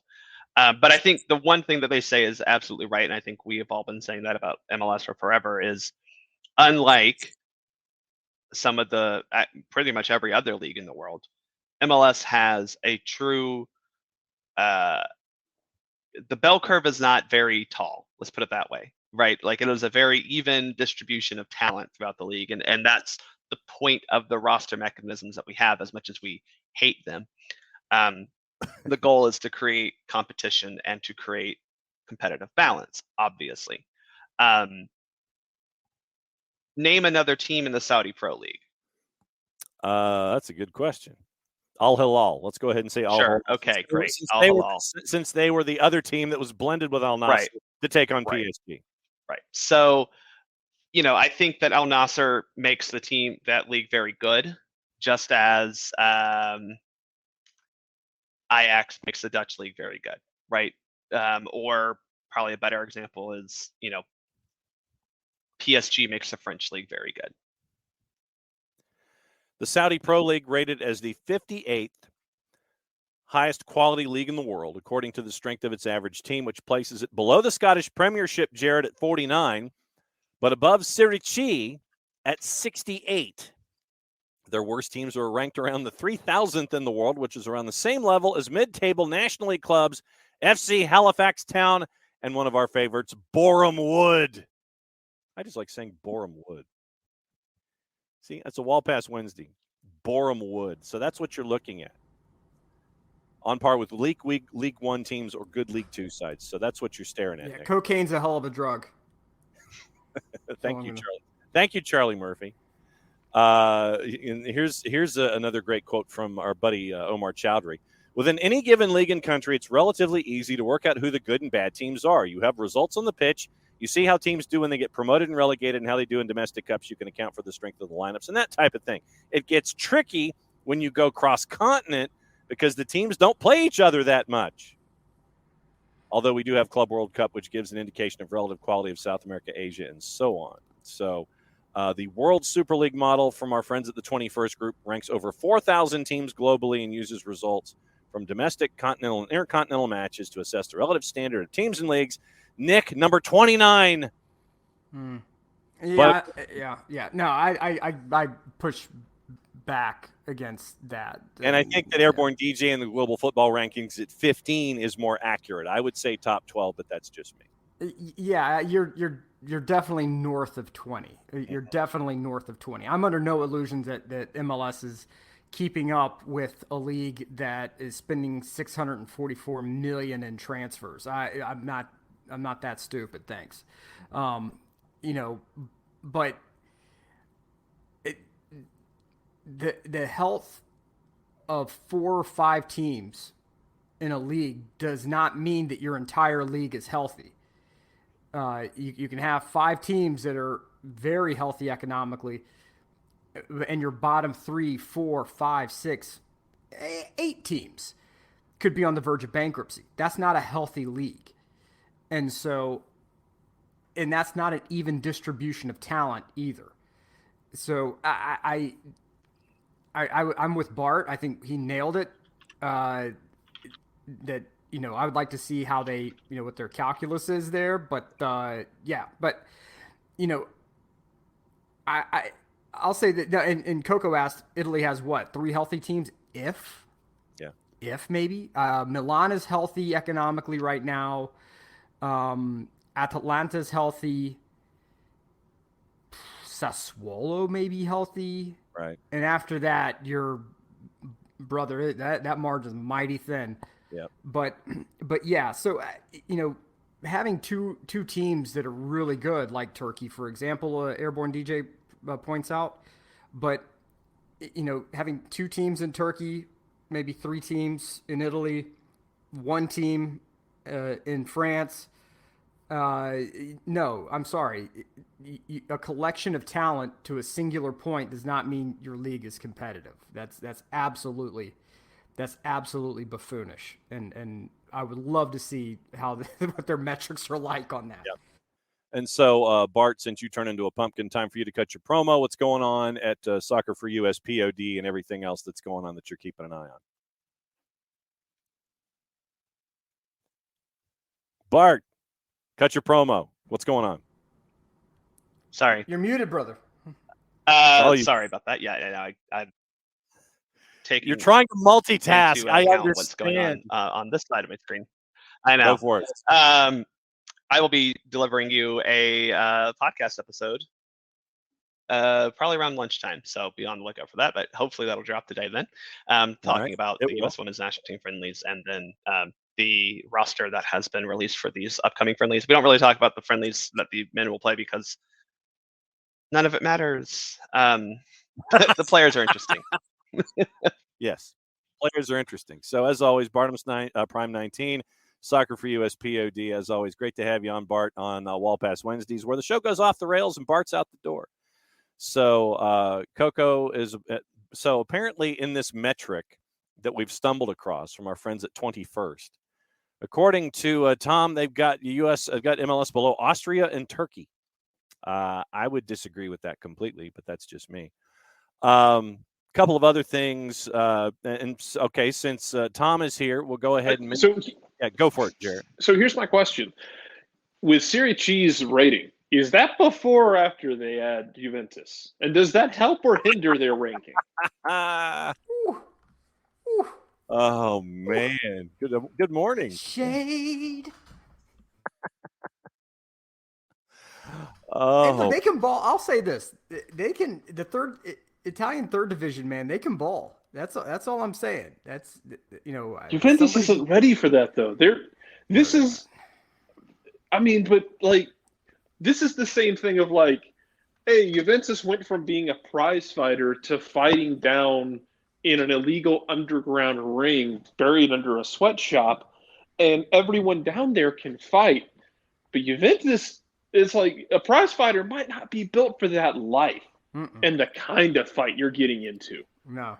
Juventus can throw punches, but Juve's very much not built. Like, they might be used to the big arenas. They might be used to fighting in the Bellagio with the MGM Grand. Yep. They might not be geared to survive a fight down in the slums. No. In the conference room where your fight is shown at 4:00 in the afternoon on a Tuesday on ESPN. Not looking like Coco's a sicko, and I appreciate it. Not even said like, oh no, this will be fun for everybody. Yeah, it's not going to hurt me.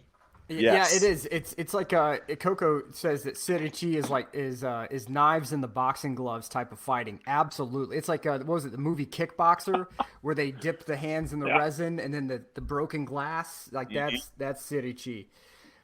But you know it's bad when Juve's having to sell Weston McKennie, somebody who they did not want to sell, that they deemed was very helpful, for their efforts to get back into Champions League contention, and now they're like, oh no, we may have to sell this guy to Leeds. It's like, it's just good business. No, it's not. This is fire sale, baby. It's everything must go. Yeah, it's the crazy Eddie of soccer. I've never felt a league can rightfully judge itself by only counting the quality of its top quarter. As with the Scottish League, there's 2 good teams and 10 pretty bad teams on the world scale. Why is it MLS gets docked for having 1 or 4 good teams, 20 plus decent teams, and 1 to 4 bad teams? I mean, Hearts is better than pretty bad, but I get your point. Like, it's an incredibly top-heavy league. No doubt about it. And despite people wanting to draw the comparison to me the other day, and I get it, we're sad about Atlanta in the last year. Nothing Atlanta has ever done compares to losing to a 6th division team. Don't compare them. Oh no, not even remotely. No. I mean, no. Like, if you heard Atlanta Soccer Tonight, where Jason was talking, they're trying to make that comparison. To it was like losing to like an area team. It was like losing to a pub team, y'all. Yeah, it was. What Yes. they did was like losing to like Old Celtic in the Cobb Adult Soccer Sheffield, League. Sheffield Saturday. Yeah. Yeah, it Like is. if Alex Bassine went out there, God bless you, Alex. If Alex Bassine went out there and picked up a goal in a 1-0 win over Orlando, that's kind of what you're talking about. Mm-hmm. Yeah. Yes. Well, and that's probably selling Darvill short. But we're talking about like people who have day jobs, who go and do this for fun, but they don't make a living playing the game. No, they don't. Program reminder, obviously, Bart mentioned SoccerForUS POD. I think it's episode 53 coming up later today. Stoppage time. Mike and Jason, 2 o'clock on Twitch and the 92.9 The Game Facebook page. After the show on 92.9, Dukes and Bell live from the Children's Healthcare of Atlanta training ground. Brad Gazan, Garth Lagerway, Gonzalo Pineda on the show. So it's a big soccer day after we go here whenever we decide to go on a Wall Pass Wednesday. Apparently, 21st group has Argentina at 19. Okay, sure, why not?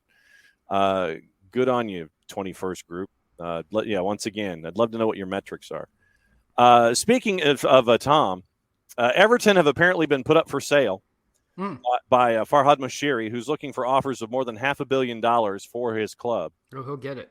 Recent months, he sought outside investment, but he finally has put Everton on the market. This is from our friends at The Guardian. Will Unwin had the exclusive yesterday. He would consider, meaning Moshiri, he would consider a minority or majority sale. A number of potential buyers have already expressed interest. He'd like to recoup the money he's invested in the new stadium being built at Bramley Moore Dock. It's understood that Deloitte has been instructed to handle the sale of the club, and Deloitte obviously offered no comment. Yeah, we're going to comment, by the way, on a club that we're handling. We're handling their business, so we're going to comment on that. No, that's not going to happen. And so Moshiri and his board members have been criticized by Everton fans really over the last couple of years. Calls for the owner to sell for almost 7 years, for the directors to go. About £700 million have been spent on more than 50 players in the Moshiri era, with just over $400 million recouped in sales. Attempted sale comes at a moment for Everton Stadium under construction at a cost of at least £550 million.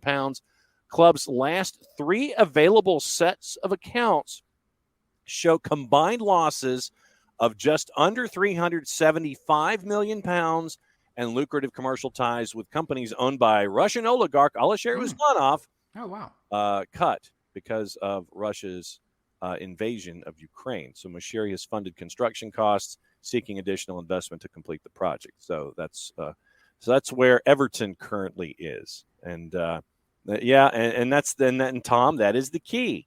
You're looking at not sure who'd buy, considering that you're going down and you need money to finish the stadium. Yeah, and Michael, once again. Michael, how'd you like to be trying to sell a club in the relegation zone and building an expensive stadium? I can fix him. Uh-huh. Yeah, exactly. Tom, hopefully a new owner would clean out the boardroom. They're the biggest issue. And KFC, who is a toffee for life, pleased to buy the OG Liverpudlian club. So, yeah, nothing like being separated by a park. Red and blue separated by a park, and you hate each other. I think that they're going to have a buyer. I don't think that's a problem. They're going to have, is it going to be somebody affiliated with Saudi sports investment, or is it going to be, it will be some shell company of either QSI or like Saudi sports investment that's going to be put under, some brother or third cousin or, somebody else who's going to run the club, right? It's going to happen that way. And so I think, I think it's something where the value of the Premier League clubs is such that it makes good business sense to buy it, even if it's going down. Like if this was Italy, I would be like, no, stay. If I were your advisor, I would say stay the hell away from this. Let it no sink, doubt. Then go in and get it.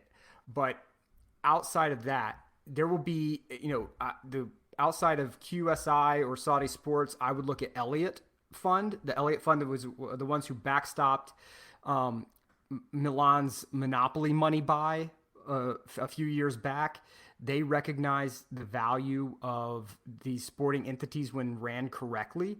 Mhm. So, and they're a vulture hedge fund. But they will go down to the championship before Elliott comes in to get them, and they're going to probably wait till it's about 350 to make that buy. But somebody's going to buy it. I mean, the money is just too damn dumb to get that. Yeah, Venezia, not a good investment. I would have also suggested to anyone buying that until you get lock, stock, and barrel, the actual stadium built over by Marco Polo, don't buy that team. Yeah. So, the biggest issue that you're going to have here is the absence of the television fees as they crash down. So you're going to buy low, you're going to make some savvy investments, and then you're going to be right back up at the top in no time. You'll be A-okay. It's a smart buy to get them. But the idea that they're not going to get bought, I don't know about that. But because there's going to be some idiot out there who will be like, I can fix them, and then you're going to set some money on fire. Or do you do it in stages where you sit there and you have levels where, okay, if you stay in the Premier League, if you stave off relegation, I'll get you this. If you're in the championship, then obviously I'll get you this. That would be the conversations I'm having. I'm putting levels attached to this whole thing. Mm-hmm. That's just me. I mean, I'm not going to sit there and drop 600 and then you get relegated and sit there and go, oh, I've got this piece of real estate that's half built and that'll be a part of the deal. Well, what if I'm not digging that? Well, you have some people who are just stuck on stupid. When I bought my house, the only reason I was able to buy the house that I'm in now is because properties on either side of me were condemned, right? Like they had fallen into a state of disrepair. The garage was collapsing on the property to my right. The other one to my left, there was a hole in the roof, and the owner refused to fix it. So the renters had moved out. There were now trees growing in the gutter. The house next to me was bought immediately the day after I closed, flipped, renovated, and sold right away. Okay. Very smart investment, made a ton of cash in the process. The person on the other side of me refused to sell for years. And from what I gathered, they didn't make much money when they finally sold it because they were stuck on stupid and they held on to a diminishing property for too damn long. And so some person came along, right amount of money as the asset hit the bottom of the barrel, bought it, flipped it, and threw up a McMansion. They made a ton of money. Mm-hmm. So it's going to be done, but the longer these chuckleheads keep holding on to this thing, and as it's tied to an anchor sinking below the surface, that less money they're going to getting. So, if somebody comes along and says, "I got $504 million," yep, we'll take it. Thank you. Have a great day, and just run. Take your money and run. Yes. A couple of other things. This morning, Benfica coach Roger Schmidt and Enzo Fernandez, quote, "I don't expect that we lose any of our players who are playing a lot in the starting 11. I see very focused players. That's why I expect he stays." Atletico Ottawa in the Canadian Premier League transferred Balutabla to a team in Turkey, Manisa FK, in the second division. So Balutabla is on his next team in Turkey. And Red Stars in the NWSL have signed Brazilian international Julia Bianchi. Defensive mid joins the team from Palmeiras. And the first Brazilian signing for the club since Cristiane and Formiga during the WPS era. She's joining the team in preseason pending visa approval. That comes from Sandra Herrera. And speaking of the NWSL, before we get into gossip, rumor, and innuendo, and Ricky will get into your question. So, Jarrett, in the queue, what do you think of O? So we'll get into that in just a little bit. Don't know if you guys saw this from the NWSL yesterday, but Jarrett, guys, it's like that. What is it? The Futurama sign where days since our last accident, and the guy tries to hang up the 0 or 1, and then he puts the hammer and the nail into his thumb. NWSL announced an update regarding investigations into allegations of misconduct within Portland Thorns and Washington Spirit. Portland. In early November 2022, Portland Thorns leadership reported to the NWSL player Portland Thorns leadership reported to the NWSL, which doesn't exist, player concerns about an incident in which assistant coach Sophie Clough made a player feel uncomfortable at the team's championship celebration. League engaged a third-party attorney to investigate allegations of inappropriate and unwanted physical contact with a player. During the investigation, claims of bullying were also raised. Following an investigation, it was found the claims of unwanted contact were substantiated and in violation of league policy. Regarding the claims of bullying behavior, the third-party investigator found reports were unsubstantiated. Clough did not exceed the bounds of appropriate coaching. Additionally, in late November 2022, Dr. Breanne Brown, the Thorns team physician, reported concerns to the team's general manager about player safety following events that took place during the NWSL playoffs, which were in turn reported by Portland Thorns leadership to the league. The league engaged a third-party attorney to investigate the allegations. Dr. Brown reported that Portland's athletic trainer, Pierre Soubrier, told her he had given two players a medication that contained codeine at the semifinal. Codeine is a controlled substance that requires a prescription and should only be administered by a physician. This is the release from the NWSL. Dr. Brown also self-reported concerns about her own conduct related to the administration of controlled substances. Due to the imminent risk to player health and safety, the league placed Soubrier on paid administrative leave effective December 7, 2022, pending the outcome of the league's investigation by a third-party attorney. Investigator found the concerns about Soubrier were substantiated, found to have administered the controlled substance to the players on multiple occasions without a prescription and physician supervision, which is a violation of federal and state laws and league policy. Further, Soubrier administered the medication to one of the players without her informed consent. As self-reported by Dr. Brown, the investigator confirmed that on one occasion, Dr. Brown provided Soubrier, upon his request, with access to a controlled substance to give to a Thorns player if needed. However, Dr. Brown became uncomfortable with this decision, promptly communicated to Soubrier that it should not be administered. Medication was not administered, retrieved by Dr. Brown. Dr. Brown did not violate any federal or state or league policy. And in Washington, in August of 2022, Washington Spirit leadership reported to the NWSL players had raised concerns about verbal abuse and emotional misconduct during a training session involving former head coach Chris Ward and a player. The league engaged a third-party attorney to investigate. The investigator found the allegations were substantiated. Ward was found to have engaged in overly aggressive behavior and harassment through negative racial stereotyping towards a player in violation of league policy. So Thorns assistant Sophie Clough was fired. Thorns athletic trainer Pierre Soubrier was fired. Verbal abuse and emotional misconduct substantiated against Chris Ward. So more stuff out of the NWSL. That came yesterday, courtesy of the league and Jeff Kassouf. So more stuff to keep an eye on with the NWSL.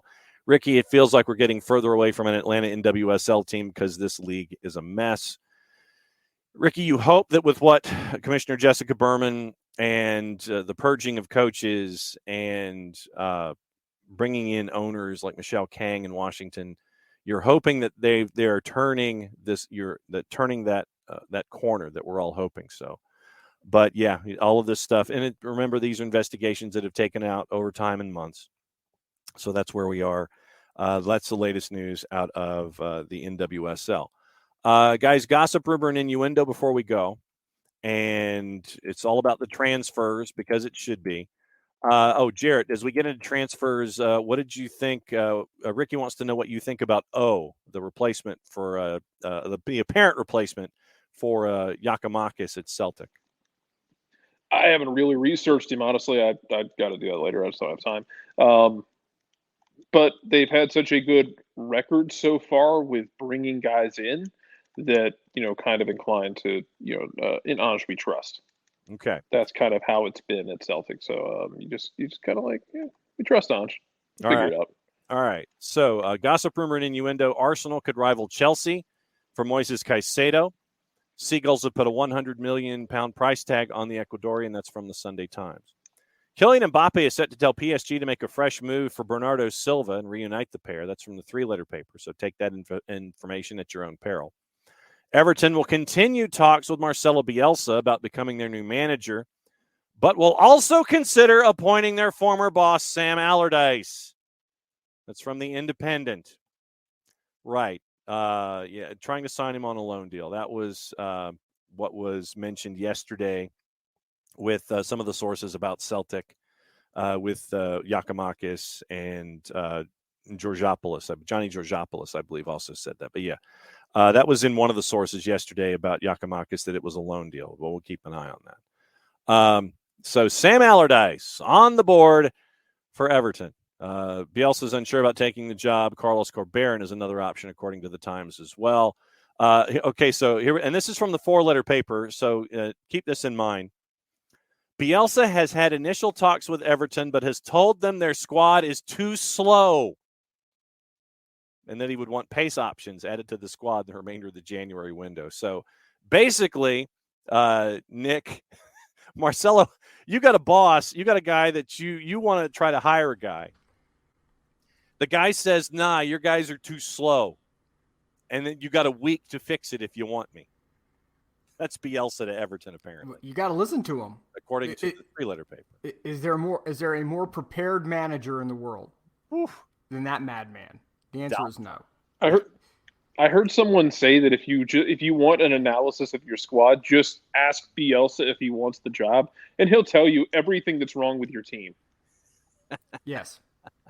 Yeah. Whether you hire him or not, because you probably won't, because you probably won't. Mm-hmm. He'll probably say no, but he'll at least tell you what's wrong with your team. Yes. There you go. And then you can fix it. Yeah. He just needs to be a consultant. Problem solved. Oh my gosh. Yes. Great. Jack Harrison is a target for Leicester City, according to the paragraph. Villarreal and Senegalese forward Nicholas Jackson will have a medical at Bournemouth before a €23 million move. Cherries are also in talks. Okay, so the Bournemouth is also in talks with Roma about signing Uruguay defender Matias Vigna, 25. That's from our friends at 90 Minutes, Nick. Hey, if you can pull it off, make it happen. Pay the man. Roma keeps, Roma's going to do Roma things. Take advantage of it. And Jarrett, Nottingham Forest would like to sign Keylor Navas from PSG. That's from the 4-letter paper. Someone just rescue my son, please. Chelsea have opened talks with Thiago Silva over a new contract, with his current deal set to end at the end of the year. He's 38. We've discussed Weston McKennie and Leeds. Arsenal have also made an inquiry into McKennie's availability from our friends at Gazzetta dello Sport, and from what Bart brought in this morning, they're also in pole position to sign Real Valladolid's 18-year-old Spanish fullback Ivan Fresneda. Spurs willing to let Jed Spence leave on a loan. West Ham have made a loan move for Santos and Brazil forward Marcus Leonardo after injuries to Danny Ings. Danny Ings lasted like a game, and Gianluca Scamacca, but have seen the move rejected so far. Crystal Palace boss Patrick Vieira becoming increasingly frustrated by the club's lack of activity in the window, as they've yet to add to anyone on their squad. And Bristol City's 29-year-old English keeper Daniel Bentley set to undergo a medical at Wolves. That is stage one of gossip, rumor, and innuendo. There was a Serge Gnabry story that I want to get to before we go. And let me check I feel like Will Patton's character in Remember the Titans. Check the papers and see what's going on. So avoiding the 3 and the 4-letter papers, as we always do. We mentioned Moises Caicedo. Newcastle confident they can sign Anthony Gordon from Everton. Also signing Hakim Ziyech from Chelsea. And we mentioned Jack Harrison. We mentioned Nottingham Forest talks with Newcastle over Chris Wood. And an ambitious inquiry over Alan St. Maxima. Leeds among the clubs interested in Southampton forward Jimmy J. Morgan. That sounds very SEC-ish. Jimmy J. Morgan. Crystal Palace pursuing a deal for Stuttgart midfielder Nairu Ahamada. Manchester United reportedly to cash in on Harry Maguire and Scott McTominay. Frank Lampard says his nightmare at Everton will make him stronger, and he's vowed to return and prove himself to the Premier League. Everton expected to re-explore a deal for Rennes winger. Okay. Sure, Jan. Yes. Kamaldeen Sulemana after Arnaud Danjuma is out the door, avoiding the 3 and the 4-letter papers. Daily Mirror. Wayne Rooney has been backed by some to become a successful Premier League boss, since he's at number 1 on the list. And Scottish Sun, Millwall made their move to land Hibs striker Kevin Nisbet And there you go. So those are your papers. Nick, what else is on your mind before we go? Wayne Rooney's probably going to be one and done in MLS, and that's He might not even be one, man. probably not. Probably not. I think The most DC United thing would be to have Wayne Rooney we got our manager. He's gone before the season starts. Yeah. Yes. Yeah, that would be the most DC United thing ever. Jarrett, what else is on your mind before we go with the kicker and before we go? Why on God's green earth do all these managers talk like a dramatic girl on Facebook or MySpace in the early 2000s? I'm going to be stronger for this. This is going to make me a better person. Like they are changing their MySpace song to something different. Something powerful. It's probably a Fergie song at this point. Yeah, that's right. It's okay, Frank. Yes. Okay, buddy. Chris Armas has been added to Jesse Marsh's staff at Leeds, by the way. Good Red for Bull Armas. teams. He's seen it always seems like the sense I've always gotten is that Armas is an infinitely likable guy. Yeah. Like his failures as a manager, they are numerous. We've talked about them. Yep. I still have questions about the Toronto gig, in the sense that, I don't know, man. I think I still feel like with the Toronto gig, he was, they never bought into what he was doing. The players didn't. Mm-mm. And it didn't really fit with what they had. So it's kind of like, Toronto, why did you hire him in the first place, you absolute idiots? But he seems like a really good guy. So hopefully, I hope he's happy doing what he's doing. Yeah. And also on the board, Huntsville City Football Club has announced their preseason schedule for 2023 as we keep tracks on friend of the network, Jack Collison. And their debut home match, March 4 and March 14. So they are playing Birmingham Legion at Protective, February 11. They go down to IMG Academy to take on Philadelphia Union 2. Then they play Nashville SC in Nashville on February 22nd, play the Red Wolves on the 25th. Savannah Clovers in Huntsville, Alabama at John Hunt. They play FC Cincinnati 2 on March 14th. And so that's the beginning of the Jack Collison era with Huntsville City as they've announced their inaugural preseason schedule. The story out of the Score before we go, and we'll be back at it again tomorrow morning, 9:05.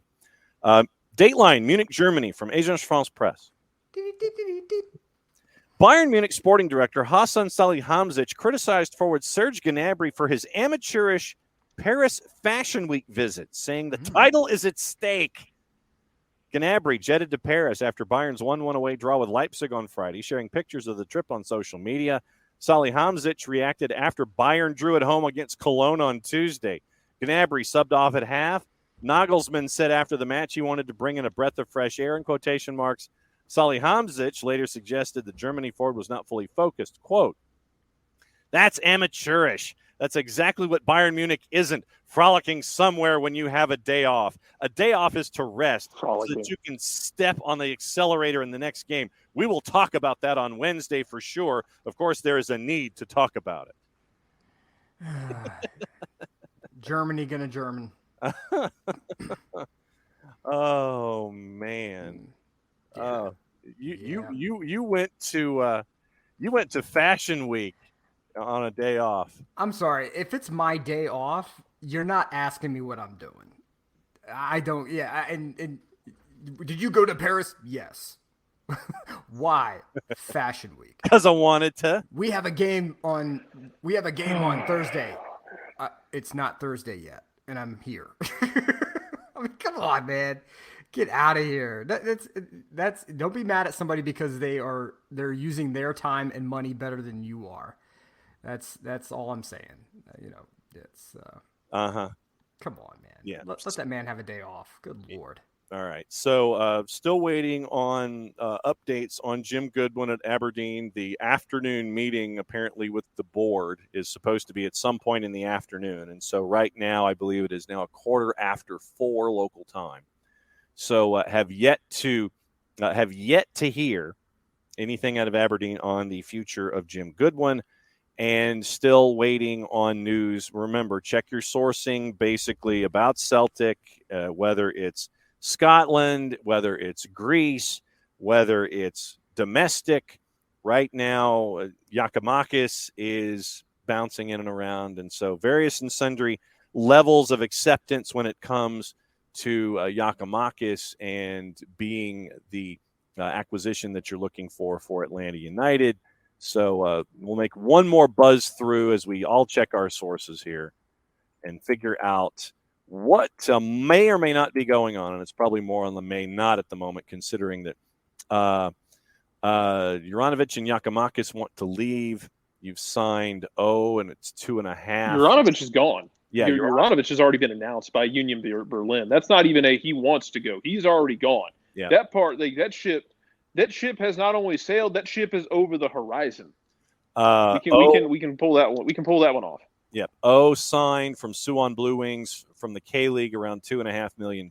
Signed a deal keeping him at the club until at least 2028. And so there is nothing in the last 12 hours that is updating anything on Giakoumakis. But once again, everything Celtic yesterday. Complete agreement with Giakoumakis for the player to join. Agreement with Celtic over the fees expected this week, with the striker opting against a move to Urawa Red Diamonds in Japan. And then, Jared, I know that you were looking at SDNA in Greece, I think is one of your sources that you had been staring at when it came to Giakoumakis. No clue if it's legitimate or not. Just I know it's got a lot of followers.